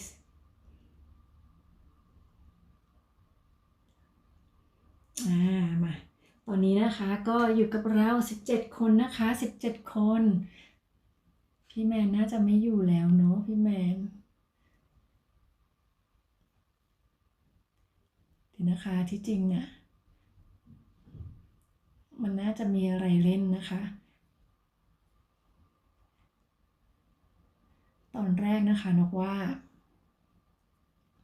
นกจะใช้เพราะว่าในโปรแกรมนี้นะคะอีกอย่างหนึ่งที่มันดีนะไม่รู้ว่าน้องเม้งอยู่หรือเปล่านะคะอีกอย่างที่มันดีก็คือมันแชร์สกรีนได้ด้วยนะคะแล้วเมื่อวานนะคะเดี๋ยวนกขอตัดตรงนี้มาที่พี่หมวยก่อนเมื่อวานนะคะที่พี่หมวยถามว่ามันติดลิขสิทธิ์หรือเปล่านะคะมันติดนะคะมันขึ้นมันบอกว่าติด copyright นะคะก็คือมันเป็นเพลงของเขาด้วยแล้วก็เป็นหนังใช่ไหมคะของดิสนีย์หรือเปล่านะคะที่อะไรนะชื่ออะไรนะคะ Beauty and the Beast ใช่ไหมคะก็ติดนะคะติดเหลือง เขาบอกว่าไม่สามารถทำรายได้ได้นะคะแต่ว่าช่องนกก็ยังไม่ทำรายได้ได้แหละแต่คือถ้ามันทำได้ก็คงจะเหมือนเขาพูดเหมือนว่ารายได้ก็จะไปที่ทางนู้นนะคะคือเราจะไม่ได้ก็นกก็เลยคิดว่าก็ปล่อยมันน้อยอย่างนั้นนะคะจริงๆมันให้ทริมได้นะคะก็คือสามารถที่จะตัดเอาช่วงนั้นนะออกไปก็ได้นะคะแต่นกก็คิดว่าไม่เป็นไรเนาะพูดถึงถ้าสมมติว่ารายได้จะไม่ได้เข้าเราแต่ไปเข้าเจ้าของลิขสิทธิ์ก็ไม่เป็นไรเนาะก็ให้เขาไปนะมันไม่ได้ถึงกับถ้ามันไม่ได้เป็นการแบบว่าเราแบบผิดร้ายแรงอะไรอย่างเงี้ยก็น่าจะโอเคเพราะมันก็เหมือนเป็นการโฆษณาเหมือนเป็นการมันน่าจะดีอะนกมองว่ามันน่าจะดีสำหรับเขาอะเพราะว่ามันเป็นการแชร์โฆษณาเขาแชร์วิดีโอเขาถูกไหมคะมันน่าจะเป็นอะไรที่ดีเนาะเหมือนเราก็อยากให้ทุกคนแชร์วิดีโอเราเนาะมันน่าจะโอไหม นกก็เลยคิดว่านกเก็บมันไว้ก่อนนะคะยังไม่ได้ตัดนะคะแล้วมันก็นิดเดียวเองแค่ช่วงตอนท้ายนะคะ2 นาทีแล้วเมื่อกี้ว่าอะไรนะว่าจะกลับมาที่น้องเมนก็คือว่าตัวนี้มันแชร์สกรีนได้นะคะพี่นกก็คิดว่าเฮ้ยจะลองนะคะลองเปิดคลิปเพื่อนนะคะแบบไปดูคลิปเพื่อนในขณะที่เราไลฟ์ด้วยเนี่ยให้ทุกคนดูนะคะยังไม่ได้ลองทำนะคะกลัวว่าเดี๋ยวจะตัดอีกนะคะเพราะว่าเราใช้ช่องเราไลฟ์อยู่แล้วเราจะใช้ช่องเราดูด้วยได้ไหมนะคะแบบนี้นะคะก็ไม่แน่ใจนะคะก็เลยยังไม่ได้ลองเดี๋ยวใกล้ๆจะลงแล้วค่อยลองนะคะเดี๋ยวจะลองตอนใกล้ๆเผื่อว่าถ้ามันตัดก็จะได้ให้มันตัดไปเลยเนาะไม่ต้องแบบกลับขึ้นมาลาเพื่อนๆอีกนะคะเหมือนเมื่อวานก็บอกกันไว้ตรงนี้เลยนะคะว่าถ้าเกิดมันตัดก็คือมันตัดนะคะแต่เดี๋ยวจะขออนุญาตไปลองตอนท้ายคลิปนะคะเพื่อที่จะให้ทุกคนดูด้วยว่าเฮ้ยมันทำได้ไหมนะคะเป็นการทดลองไปด้วยกันเลยเนาะพี่ปุ๋มสวัสดีรอบวงอีกครั้งนะคะขอบคุณนะคะพี่ปุ๋มน้องฉานก็ให้หัวใจ plus มานะคะแล้วก็น้ำด้วยนะคะขอบคุณค่ะวันนี้จะเป็นวันแรกนะคะที่พี่นกดื่มกาแฟหมดแก้วในช่วงไลฟ์นะพี่วรดาก็แอบนะคะขอบคุณนะคะพี่วรดาน้องโอ๊ตก็แอบนะคะพี่วรดาสวัสดีครับจากน้องโอ๊ตนะคะพนุเซก็ไม่มีใช่นะคะ I think she just go out she just left to pray so I think she will come back after that พี่หมวยสวัสดีพี่วรดานะคะน้องโอ๊ตก็ให้หัวใจมากุหลาบมานะคะแล้วก็คาราบาวนะคะมันคาราบาวเนาะ2 อันนี้มันคาราบาวอย่างนี้เอ๊ะอ๋อมันเป็นนิ้วไม่ใช่นะคาราบาวก็จะเป็นนิ้วโป้งกับนิ้วก้อยนะคะแต่อันนี้ก็จะเป็นนิ้วชี้กับนิ้วก้อยนะคะไม่รู้อะไรเนาะแต่ถ้าเป็น I love you จะต้องมี3 นิ้วนะหรือว่ามันหมายถึง I love you ก็ไม่รู้เนาะแล้วก็แอบแล้วก็น้ำนะคะน้องโอ๊ตขอบคุณมากๆค่ะมาพี่นกอยากจะลองก็ไม่กล้าลองตรงนี้นะคะเพราะว่าพี่นกก็จะเหลืออีกประมาณ30 นาทีนะคะ30 นาทีตอนนี้ไลฟ์ไปประมาณ1 ชั่วโมงครึ่งถ้าทุกคนยังไหวนะคะถ้าทุกคนยังไหวเนาะเลื้อยได้นะคะเลื้อยได้แต่อย่าหลับนะคะพี่นกจะได้เล่นอะไรให้ดูนะคะช่วงท้ายคลิปนะคะจะได้รู้ไปด้วยกันเลยเนาะนะคะนะคะอันนี้อะไรนะคะมารู้ไปด้วยกันนะคะเผื่อว่าใครจะเอาไปใช้นะคะแต่หลายคนเนาะจะว่าไปหลายคนก็ผ่านกฎนะคะขั้นแรกนะคะทุกคนก็สามารถที่จะไลฟ์ตรงกับพี่ยูได้เลยเนาะแต่พี่นกไม่ได้ทำแบบนั้นนะคะพี่นกใช้นี้จนชินนะคะใช้เพราะว่าใช้ก่อนที่จะผ่านบันไดขั้นแรกนะคะสวัสดีครับคุณป้าหมวยหมื่นลีนะคะจากน้องฉานนะคะอะไรนี่ยังไม่ได้สวัสดีกันหรอหรือว่าสวัสดีกันไปแล้วนะคะอันนี้อะไรนะคะออกมันเป็น Congress นะคะ Congratulation นะคะจริงๆเพื่อนเราหลายคนนะคะก็ผ่านไปแล้วเนาะผ่านทั้งขั้นแรกขั้น2กันไปแล้วนะคะแต่ก็อย่างว่านะคะมันก็ยังไม่สิ้นสุดนะพอเราผ่านขั้น1ขั้น2ไปมันก็มีขั้น3เนาะผ่านขั้น3ไปมันก็มีขั้น4มันหยุดไม่ได้นะคะนี่โอ้โหเงินนะคะเงินตกมาจากอากาศกันเลยทีเดียวนะตอนดูในสติกเกอร์มันไม่รู้นะคะว่าคืออะไรนะพี่นกต้องลองกดดูนะคะถึงจะรู้มันเวิร์กมากเลยนะคะก็ขอให้ทุกคนรวยนะคะนุ้งนิ้งชวนขยันและขยับนะคะชื่อน่ารักมากเลยนะคะนุ้งนิ้งยินดีต้อนรับเข้าสู่ช่องนกสกอตไลฟ์นะคะพี่นกก็ปูเสือไว้ให้ทุกคนได้นั่งกันแบบชิลๆนะคะยังไงก็เชิญน้องนิ้งนะคะว่านั่งก่อนนะคะนั่งเสือนั่งศาสตร์ก่อนนะคะแล้วก็นี่นะคะพี่นกก็มีน้ำแดงไว้ต้อนรับทุกคนด้วยนะคะดื่มค่ะให้ชื่นใจแล้วก็มาคุยกับเพื่อนๆแล้วมาคุยกันนะคะมาทำความรู้จักกันนะคะน้องนิ้งก็เพิ่งมาไลฟ์พี่นกครั้งแรกนะคะก็ยินดีต้อนรับนะคะแล้วก็มาเ เพื่อนๆของเราใจดีทุกคนเลยนะคะน่ารักทุกคนเลยนะคะที่อยู่ในเนี้ยขอบคุณสำหรับกำลังใจด้วยนะคะก็นะคะนี่ค่ะให้น้องนุ้งนิ้งนะคะเมื่อกี้พี่นกก็กำลังจะ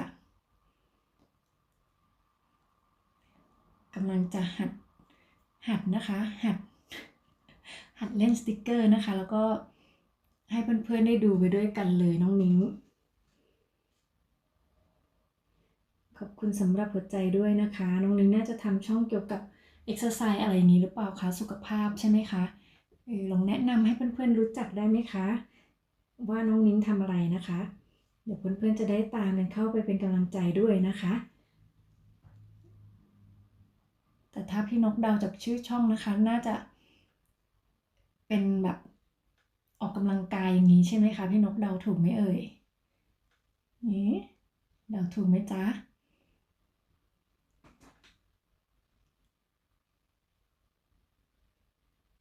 มีโอ้ my god ด้วยนะคะทุกคน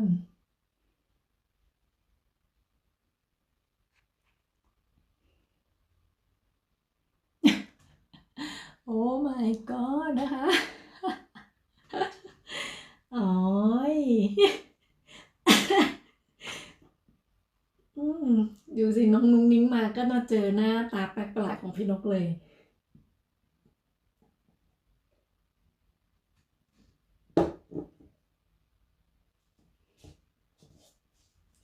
น้องนุ้งนิ้งมาตอนที่เพื่อนๆก็เริ่มจะเลื้อยแล้วนะคะเขานั่งกันนานแล้วนะคะแล้วเขาก็เลยเลื้อยกันตอนนี้นะคะไม่รู้ว่าหลับกันไปหรือยังเนาะบางคนก็อาจจะหลับไปแล้วนะคะเพราะว่านั่งนานแล้วก็เลื้อยด้วยพอเลื้อยแล้วก็เลยหลับนะคะแต่จริงๆกฎบ้านพี่นกก็คือเลื้อยได้แต่ห้ามหลับนะคะแต่ไม่รู้ยังไงนะคะหลายคนก็หลับไปแล้วแล้วน้องนิ้งก็เข้ามานะคะมาอยู่เป็นเพื่อนพี่นกแทนเลิฟนะคะใช่ค่ะสุขภาพและเรื่องราวความขยันและชอบขยับของแม่วัย80วัย80อันนี้นกเรียกน้องนิ้งนกก็เรียกผิดใช่ไหมคะนุ้งหนิ่งใช่ไหมคะนกเดาถูกนะคะว่าเป็นช่องเกี่ยวกับสุขภาพนะคะแล้วก็เรื่องราวความขยันและชอบขยับของแม่วัย80อันนี้คือแม่เองเลยหรือเปล่าคะแม่นุ้งหนิ่งเองเลยหรือเปล่าคะนกต้องขออภัยนะคะนกดูโปรไฟล์ไกลๆนกนึกว่าวัยรุ่นนะคะเนี่ยนกก็ดูจากชื่อด้วยนะคะก็นึกว่าเป็นน้องนะคะต้องขออภัยนะคะคุณแม่เอ่อsorry อยู่ไหนเนาะ sorry นะคะ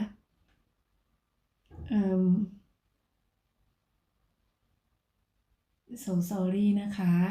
ก็อย่างไรแล้วเดี๋ยวก็จะตามไปเป็นกำลังใจนะคะตามไปเยี่ยมชมไปขยับด้วยนะคะอ้าวน้องเอาดินสอไปไว้ไหนล่ะเนี่ยหล่นนะคะชื่อนี้เลยใช่ไหมคะคุณแม่นุ้งนิ่งมีแฮชแท็กด้วยนะคะวันนี้ทำคลิปแรกให้คุณแม่ค่ะลองเข้าไปดูค่ะใช่ค่ะนุ้งนิ่งอายุ54แล้วค่ะโอ้งั้นนกก็ขออนุญาตเรียกคุณพี่นะคะเรียกพี่นะคะแต่ว่าทำให้คุณแม่80โหสุดยอดเลยนะคะนี่ถ้านกอยู่กับคุณแม่นกก็อยากจะทำคลิปให้คุณแม่ด้วยเหมือนกันนะคะแต่ว่านกไม่ได้อยู่กับคุณแม่นะคะเคยพูดกับคุณแม่ว่าเดี๋ยวถ้ากลับไปบ้านนะคะก็จะขออนุญาตทำคลิปให้คุณแม่นะคะขอบคุณมากๆนะคะพี่นุ้งนิ่งนะคะอะไรนะคะ1เป็นป้าแล้วค่ะนกก็ขออนุญาตเรียกป้าหนึ่งนะคะป้าหนึ่งแล้วป้าหนึ่งทำคลิปให้คุณแม่วันนี้ทำคลิปแรกหมายถึงช่องนี้ทำคลิปแรกด้วยเลยหรือเปล่าคะหรือว่าคลิปแรกที่เป็นคลิปของคุณแม่คะนะคะยังไงเดี๋ยวจะเข้าไปเยี่ยมชมนะคะ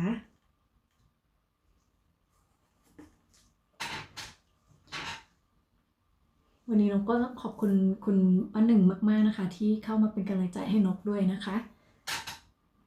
นกก็เรียกน้องนุ้งนี่นะคะวันนั้นก็ เรียกน้องลีนะคะพี่ลีของเราพี่ลีก็50เหมือนกันนะคะก็โปรไฟล์เขาก็เห็นหน้าชัดอยู่นะคะแต่หน้าเขาเด็กเด็กนะคะน้องก็เรียกเขาน้องแต่เขาก็บอกว่าเขาเป็นพี่แล้วนะคะน้องวิบอกว่าขอเปิดไว้นะคะพี่นกจะไปซื้อกับข้าวจ้าได้ค่ะได้ค่ะขอบคุณมากๆนะคะน้องวิพี่หนึ่งก็ป้าหนึ่งก็บอกว่าหนึ่งทำคลิปแรกให้คุณแม่เลยค่ะอ๋อให้คุณแม่เลยนะคะก็เป็นคลิปแรกเลยใช่ไหมคะโอเคค่ะเดี๋ยวนกจะเข้าไปดูนะคะเดี๋ยวจะขออนุญาตเป็นช่วงบ่ายๆของที่นี่นะคะก็น่าจะเป็นช่วง3 ทุ่มเนาะ3 ทุ่ม4 ทุ่มนะคะเมืองไทยนะคะนกจะเข้าไปเยี่ยมนะคะเพราะว่าเดี๋ยวนกต้องแต่วันนี้มีแดดนะคะถ้าสมมติว่านกไปรับลูกแล้วลูกต้องไปเที่ยวสวนเนี่ยนกก็อาจจะกลับบ้านช้านิดนึงนะคะก็จะเป็นช่วงดึกๆแล้วเนาะของเมืองไทยนะคะยังไงนกก็จะเข้าไปแล้วกันนะคะช้าเร็วก็รอนิดนึงนะคะรอนิดนึงแต่ว่ายังไงก็จะเข้าไปแน่ๆนะคะนกไม่กล้าการันตีเรื่องเวลาเพราะว่าเนาะมันไม่แน่นอนนะคะการันตีว่าเข้าไปนะคะเดี๋ยวจะเข้าไปเยี่ยมนะคะพี่ปุ่มก็บอกว่ายินดีค่ะคุณหนึ่งนะคะอืนะคะพี่ปุ่มรัศยานะคะบอกว่ายินดีด้วยนะคะป้าหนึ่งนะคะ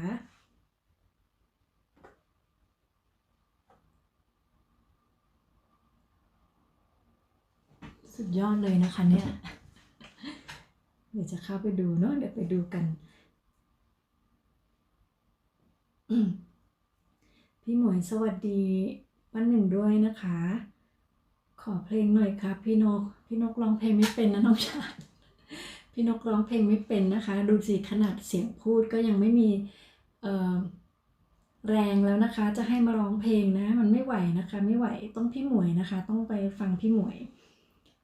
ร้องเพลงนะคะจะร้องตอนไหนยังไงนะคะก็มีเสียงมีพลังตลอดนะคะพี่แพนก็ให้หัวใจ plus มานะคะแล้วก็สัญลักษณ์ YouTube นะคะน้องฉันก็แท็บนะคะเต้นพี่นกก็ยังเต้นไม่ได้นะคะแต่ว่าอย่างนี้ได้อยู่ ตับได้นะคะรำได้อยู่นะคะถ้าเป็นรำเนี่ยได้อยู่ป้าหนึ่งก็ขอบคุณค่ะคุณปุ่มนะคะพี่หมวยก็บอกเฝ้าจ้าได้ค่ะพี่หมวยนะคะก็ใกล้ได้เวลาแล้วนะคะแต่นกจะลองนะคะว่านกจะสามารถที่จะแชร์สกรีนนะคะแล้วก็ไปดูเพื่อนนี่นะคะได้โอกาสเลยนะคะเดี๋ยวพี่ป้าหนึ่งนะคะเดี๋ยวนกจะลองเข้าไปที่ป้าหนึ่งขอดูก่อนนะคะว่าทุกคนยังเห็นนกอยู่ใช่ไหมคะนกจะขอ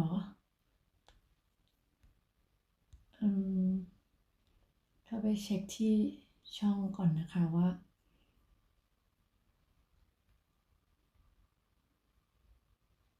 อ๋อหรือว่านกจะลองกับช่องเป็นที่เป็นช่องไอ้นี่ก่อนที่เป็นช่องดันเนาะช่องดัน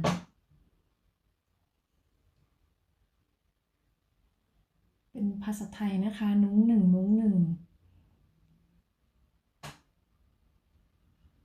ไม่ใช่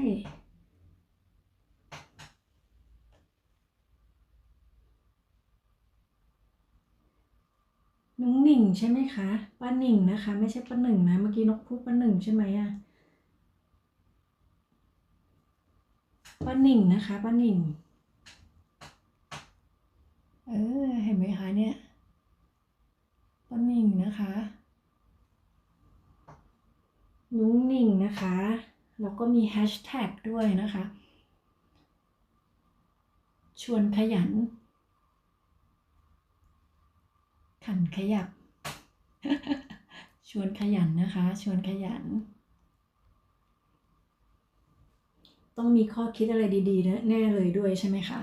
ชวนขยันและขยับนะคะแม่เข้าใจตั้งชื่อนะคะชวนขยันและขยับเนี่ยนะคะมันจะขึ้นมาไหมว้าวขึ้นมาด้วยนะคะเดี๋ยวนกจะขออนุญาตลองนะคะทำยังไงนะคะเดี๋ยวนะคะคุ คุณโบ๊ทสวัสดีค่ะสวัสดีค่ะคุณโบ๊ทยินดีต้อนรับนะคะคุณโบ๊ทเอาให้คุณโบ๊ทก่อนนะคะไม่ใช่สิมาหัวเราะทำไมเนี่ย ฮัลโหลคุณโบ๊ทค่ะฮัลโหลคุณโบ๊ทนะคะดื่มน้ำแดงก่อนนะคะคุณโบ๊ทเป็นไงบ้างคะสบายดีไหมคะคุณโบ๊ทบอกสวัสดีครับคุณนกนะคะหนึ่งค่ะถูกต้องนะคะนกกำลังจะสาธิตนะคะไม่เชิงสาธิตนะคะจะทำให้ดูว่าแอปนี้นะคะสามารถที่จะแชร์สกรีนนะคะเพื่อนนะคะที่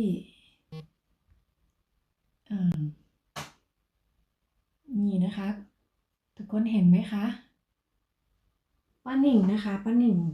นี่คือช่องป้าหนิงนะคะป้าหนิงก็บอกว่าป้าหนิงเพิ่งจะทำคลิปแรกให้คุณแม่นะคะนี่เข้าไปดูกันเลยมันต้องเข้าไปที่ช่องก่อนใช่ไหมคะนี่นะคะทุกคนมองเห็นเนาะอันนี้คือคลิปแรกเลยใช่ไหมคะมาขยับสู้ไวรัสนะคะมี EP 2นะคะแสดงว่าก็มีหลายคลิปอยู่นะคะเนี่ย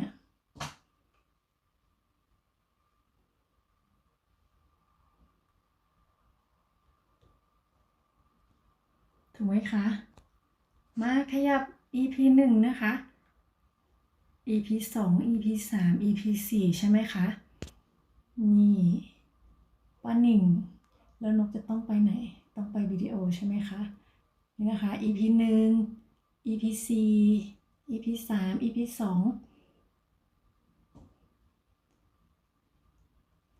เห็นค่านะคะดีใจนะคะโอเค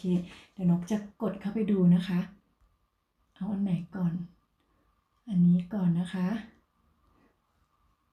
อันนี้ก็คงจะไม่ติดลิขสิทธิ์อะไรใช่ไหมคะเนี่ยสวัสดีเพราะว่าเมื่อค่ะวานแชร์วันนี้ช่องนุ้งหนิง คลิปไปคลิปหนึ่งนะคะ2 นาทีก็จะติดลิขสิทธิ์นะคะ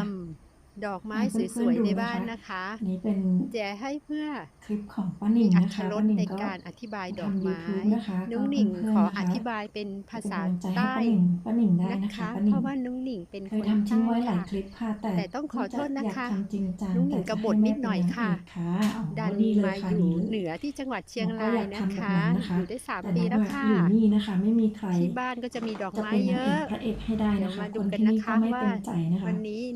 คลิปแรกของนุ้งหนิงจะแนะนำดอกไม้อะไรให้เพื่อนๆกันบ้างนะคะมาแล่งใต้กันเลยพี่น้อง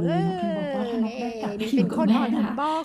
เป็นคนฮอนนะคะแต่ก็เป็นลูกครึ่งค่ะอยู่คอนประมาณ10 กว่าปีแล้วก็ย้ายมาอยู่สงขลา5-6 ปีค่ะไม่มีใครนะคะเขาก็ต้องทำงานกันต้องไปอยากแล่งตายมั้งเนาะมาอยู่เชียงรายไม่ค่อยได้แล่งแต่ภาษากลางแค่ฟันไม่ร้อยเหมือนบ้านเราเสียงกันไหมคะเนี่ยมาแล่ดอกไม้นะคะดอกไม้ดอกเล็กที่จะแนะนำเพื่อนๆได้ยินนะคะแต่นกจะไม่ได้ยินนกจะต้องเปิดเสียงไม่รู้จักเลยเนาะอันนี้เครื่องหนึ่งมันอาจจะทำให้ทุกคนได้ยินเสียงเอฟเฟกต์นกก็ขออนุญาตปิดนะคะให้ทุกคนได้ยินกันจริงนะคะไอ้นี่ดูจังนะคะโอ้เห็นคอมเมนต์ขึ้นด้วยนะคะเนี่ยเป็นเล่ไปเรื่อยๆเนาะมากเลยนะคะอากาศดีก็แคบมากกันเดี๋ยวอาทิตย์หน้านะคะได้แล้วช่วงนี้เนาะมาไลฟ์นะคะแล้วก็ไปดูคลิปเพื่อนแบบนี้ด้วยนะคะเพื่อนจะได้ชั่วโมงไปด้วยนะคะดีไหมคนละคลิปนะคะอาทิตย์หน้าเดี๋ยวมาเจอกันแล้วก็คนละคลิปนะคะใครที่เข้ามาในไลฟ์นกนะคะคนละคลิปแบ่งกันไปนะคะคนละคลิปนะเป็นคลิปล่าสุดแต่ถ้าเป็นล่าสุดเป็นไลฟ์ก็อาจจะต้องไปขอดูเป็นคลิปสุดท้ายเนาะแบบสุดยอดเลยนะคะมันจะนานเกินไม่ต้องจางเลยนะคนส่วนกิติมาซักของเราก็คือแม่นุ่งนิ่งเองค่ะไม่ได้แบ่งกับเพื่อนคนอื่นนะคะแม่ขยันขอบคุณคุณนกมากค่ะจากแม่หนิงนะคะไอ้จากป้าหนิงนะคะยินดีค่ะป้าหนิงก็ดีสวยนะคะค่ะดอกแฮปปี้เนสหลายคนอาจจะไม่ค่อยรู้จักเนาะพี่ปุ๋มก็ใจคลาสมานะคะทำคลิปเป็นภาษาใต้ค่ะดีเลยค่ะป้าหนิงนะคะดีมากๆเลยเป็นภาษาบ้านเราเป็นภาษาตัวเองค่ะมันเป็นเอกลักษณ์นะคะเราก็ชอบฟังภาษาอื่นๆเพราะนกพูดไม่ได้นะคะแต่นกฟังรู้เรื่องนะคะแต่บ้านนกพูดภาษานี้แหละนกอาจจะพูดเนอแต่ว่าภ ภาษาของนกก็คือภาษากลางนะคะ แต่อาจจะพูดเหนื ทาง อ นี้ก็ บา น่าง ค จะ นบ หล อก ง ว่า จั ให้ ก น กั ก น พูด นะ ภาษา มี ที่บ้านดี ลาบ พูดไม่ได้ ลา นะคะ บ เพราะว่าที่บ้านก็พูดแบบนี้แหละ น้องอยาก นี่ก็จะเป็น ทำ โซ เป็น น ครั โค บ ราช นะ ข คะ อง น้อง พี่ ฉา นะ น ถ้าอย่างนั้นน้องฉานก็ต้อง โค ล รอาช งดูว่า ที่ เดี๋ยวเรา ที่ ไปดู ที่ นะ แอปน้องฉานน่ะ มั ที่ น ดิน มัน ก็ แช ไม่ ร์ ใช่ ส ห ก มา รีนได้ นี่ ไหมนะ แค่ คะ ประมาณ แต่ 2 ถ้า ลาย ไม่ เอง ได้ นะ เนี่ยลอง แต่ แอป อัด นี้ ไป นะคะ หน่อย Prism ไล่ นะ กัน คะ อัน แล้ นี้ วก็ ข ล อ อง ง ป่า ทำดู นะคะ อันนี้พี่นกก็มาลองทำให้เพื่อนๆดูพร้อม โอ้ กันไปเลยนะคะ เพราะว่า ได้ เมื่อวา ต้ น น เป็ ไม นครั้งแรกนะคะ ที่ นี่ พี่นก นี่ ลองดู ทอง นะ อุ คะ ไร แต่ว่า อัน ติด นี้ ลิขสิทธิ์นะคะ อัน ไม่ นี้เขา รู้วัน นำเส นี้ น จะ อเล ติด ย ลิ นะ ขสิทธิ์หรือเปล่า แหมเขาดูแลดีมาก แต่ไม่เป็นไร แหม นะคะ จัดได้ เพื่อ สว ให้ ยแล้วนี่แกไปเอา เพื่อนๆได้ จั ดู กร ค ยา ลิ น ปเพื่อนๆด้วย เก่า กัน ๆข นะ อง คะ ลุงมา นี่ จัด ได้ประโยชน์ทุกฝ่ายเลยนะ ที่ คะ ถ่ายรูปเช็คอิ พี่ นแล้ นุ้ ว ง บอก นิ้ง นั้น นะ นะคะ บอก พี่ เพื่อน นุ้ง มาก็ พี่ ได้ นุ้ง เช็ค นิ้ กั ง น นะ ร้อ คะ ย ชวนขยันและขยับ ได้ เป็น ดู พี่ กัน สาว สวย พี่ งา นั ม น ไหม ทิเอ คะ งค่ะน้องนก ทองอุไร โอ้ เนาะ ยนะคะยินดีที่ได้รู้จัก บรรยากาศ นะคะ ดี ขอบ จริง คุณ เลยอะ มากๆเลยนะคะ อะไรทำให้มาเจอกันคะ นี่ เนี่ จะ ย ข้าวนา ข ห อบ นาว คุณ นะ นะคะ ปี64เนี่ ธาย ตุย่อมเข้ากันโดยธาตุหรือเปล่า นี่ คะพี่นันทิ อันนี้เขาเรียก อ๋อพี่หนิงก็ หมายใบ เป็ นั่ น งดอ พี่ ก ของ คุย พี่นันทีนั่นเองนะคะ ค่ะ สวัสดีนะคะ ยินดีที่ได้รู้จัก ฟู ด้วยนะคะ ขอบ เหมื คุ อน ณ แม่ค มา ณิ้ ก ง ๆเล เลย ยนะคะ พี่เล็กนะคะ ก็หัวใจพลัสมานะคะ อันนี้ ขอบคุณนะคะ แล้วก็ คือต้อง น้องฉานบอกว่าดีมาก ชมไปพร้อมๆกันเนาะใช่ใช่นะคะ ชมไปพร้อมกันดูด้วยกันแล้วก็เพื่อนก็ยังได้เวลาจากเราด้วย มัน นะคะ ค่อยเหมือน ไม่ ภา ใช่ ษาใต้ เพียง จ แต่ ริงๆอะ พี่น เนาะ กได้เวลา แต่ นะ ว่า คะ ทุกคน ไม่ค่อยทองแดง ที่พี่นกเอามาแชร์ก็จะได้เวลาไปด้วยเนอะ ประมณนั้น ดีอะ นี่ พี่นกคิดตั้งแต่เมื่อวานแล้วนะคะ ว่าจะทำแบบนี้แต่ว่า ปลายมั่งกลาง ไม่ชัวร์ว่ามันแชร์ได้หรือไม่นะคะ ก็เลยลองกดดูนั่นแหละ จัดนี่ แล้วพอดีว่ามีคลิปที่แบบอยากให้เพื่อนๆน่ะได้เห็นนะคะ ที่เป็นคลิปหน้ากากเมื่อวานนะคะ ก็เลยแบบ อันนี้ ลองดูไหม อะไร ลองดู เอ่ ไหมนะคะ ยอันนี้เขาเรียกดอ เอิ่ ก ม อะไรอย่างเพื่อนรู้จักไหม พี่แพนก็แอบนะคะ ขอบคุณมากๆนะคะ พี่แพน ปากกากองค่ะ เอ่อ มีไร่สินี่แม่ ชั ก็ ด ช เจ อบ น มา ค่ะคุณนกนะคะ จากป้าหนิงนะคะ น้องฉานบอกแม่เล็กน้องฉานแม่นะคะ ใบใจไม่ต้อง แม่เล็กน่าจะรู้อยู่แล้วนะคะ สวัสดีค่ะ สิ สิ ก็ เล ได้แม่แถว อ๋อ นี้บ้านนุ่ง มัน มี ดีเลยใช่ไหม มีดอกไม้ พี่นกเห็น เย น้ อะ องฉานก่อน แม่เล็กเขานะคะ ดอกสี พี่นันทิบอกพี่หนิงสวัสดีค่ะ อั นะ น คะ ชันนะคะแต่ น่า ไม่ รัก ใช่ จังเลยนะคะ ก็ กินไม่ได้เนาะ พี่น้องกันยังสวัสดีกันด้วยอ่ะ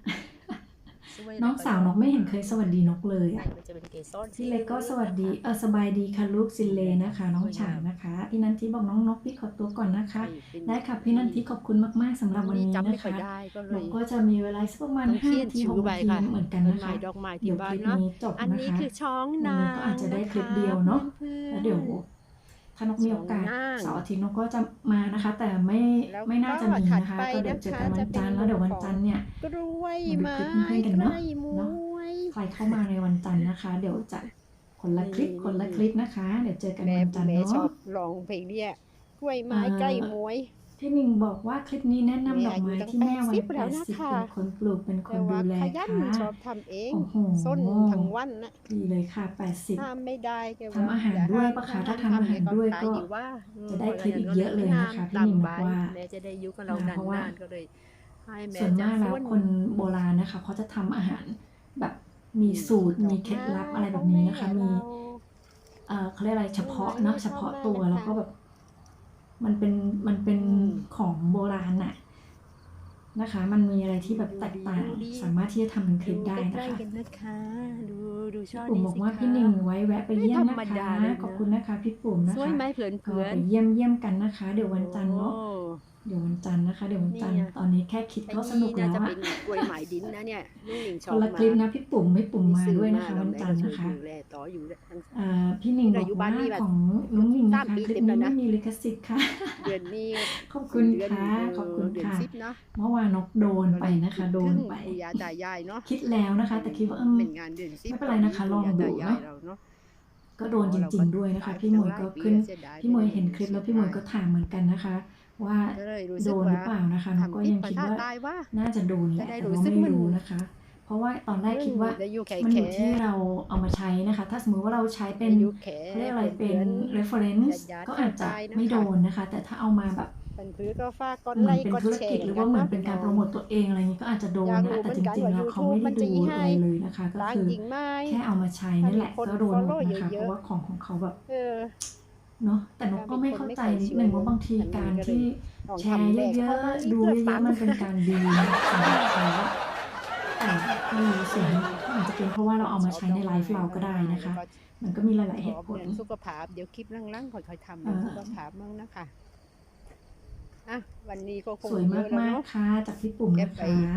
คลิปถัดไปมั่ง ขอบ นี่ คุณน้อง แค่ นัน น้ำ ที จิ้ม นะคะ น้ำจิ้ม น้อง นะ รั คะ ก วั ที่ น เป็น แรก คนจุดประกายให้ ขอบคุณ พี่น้อง ทุกคน หนึ่งได้ ที่ เริ่ม เข้ามา ทำ แล คลิป นะ อีก คะ ครั้งค่ะ รบกวนกดไลค์กดแชร์ให้น้องหนิงด้วยนะ มีเพื่อนดีนะคะ ก็ช่วยกันดันนะคะ ดันกันไปนะคะ สวัสดีค่ะ ป้าแบมนะคะ ก็ให้หัวใจมานะคะ สวัสดีจ้า เลิฟน้อยนะคะ ขอบคุณป้าแบมมากเลย ขอบคุณพี่แพนนะคะ ที่ยังอยู่ด้วยกันตลอดเลยนะคะ น้องสารบอกว่าเสียงมันสับสนกันพี่นกอ๋อโอเคโอเคเดี๋ยวนะคะ ต้นหย่อนต้นหย่อนต้นหย่อน อ๋อโอเคอันไหนมันดังกว่ากันเอ่ยพี่นกก็ไม่รู้จะทำยังไงให้อ๋อมันต้องลดเสียงหรือเปล่าคะหายไปหรือยังอ่ะนกไม่ได้ปิดนะเนี่ยอ้าวกดไหนอ่ะอ้าวทำไมอย่างนี้ล่ะตายแล้วขออภัยนะคะเดี๋ยวอ๋อมันเป็นอะไรอะคะเนี่ยทำไมคลิปยาวกี่นาทีนะคะ8 นาที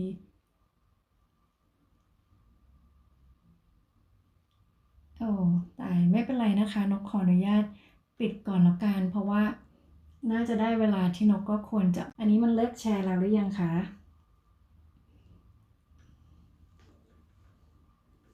ก็ขอบคุณป้าหนิงมากๆนะคะวันนี้สำหรับคลิปตัวอย่างนะคะ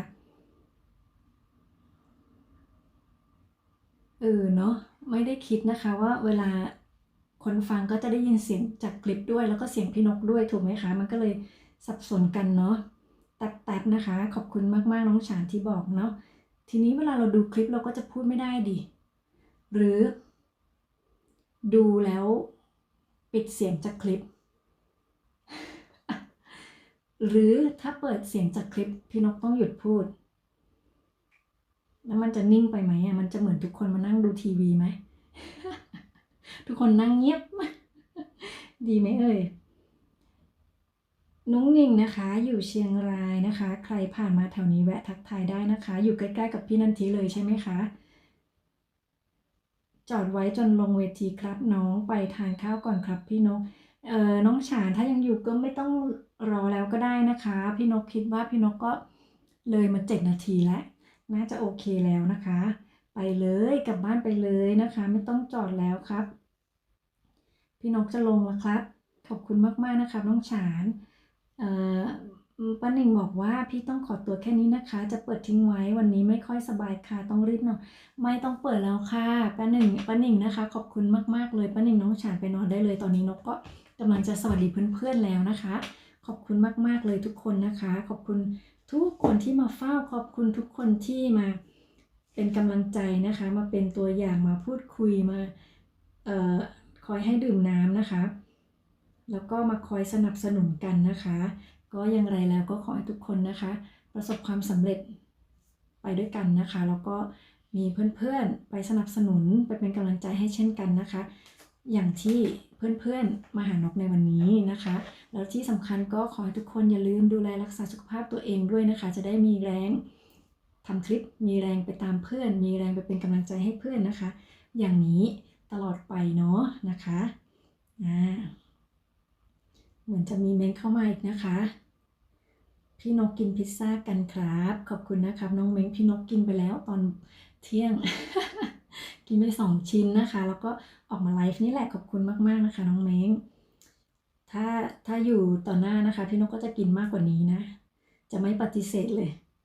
น้องสานะคะขอบคุณมากๆนะคะน้องสาไม่ได้พูดคุยกันแต่น้องสาก็เฝ้าใช่ไหมคะขอบคุณมากๆนะคะฮามอยนะคะวันนี้แล้วเดี๋ยวพบกันใหม่วันจันทร์หน้านะคะอย่าลืมนะคะมาด้วยนะคะน้องสาเจอกันวันจันทร์หน้าเดี๋ยวนกเปิดคลิปของพี่แก้วให้ดูนะคะ โอเคไหมคะว่าพี่แก้วอยู่ตรงไหนนะคะของกรุงเทพประเทศไทยนะคะพี่หมวยบอกว่าจ้ายังอยู่นะคะได้ค่ะพี่หมวยก็วันนี้ขอบคุณพี่หมวยมากเลยนะคะแล้วเดี๋ยวเจอกันวันจันทร์เนาะนะคะวันนี้ขอบคุณทุกคนอีกครั้งค่ะดูแลสุขภาพนะคะอย่าลืมนะคะบ๊ายบายค่ะลาไปก่อนสวัสดีค่ะ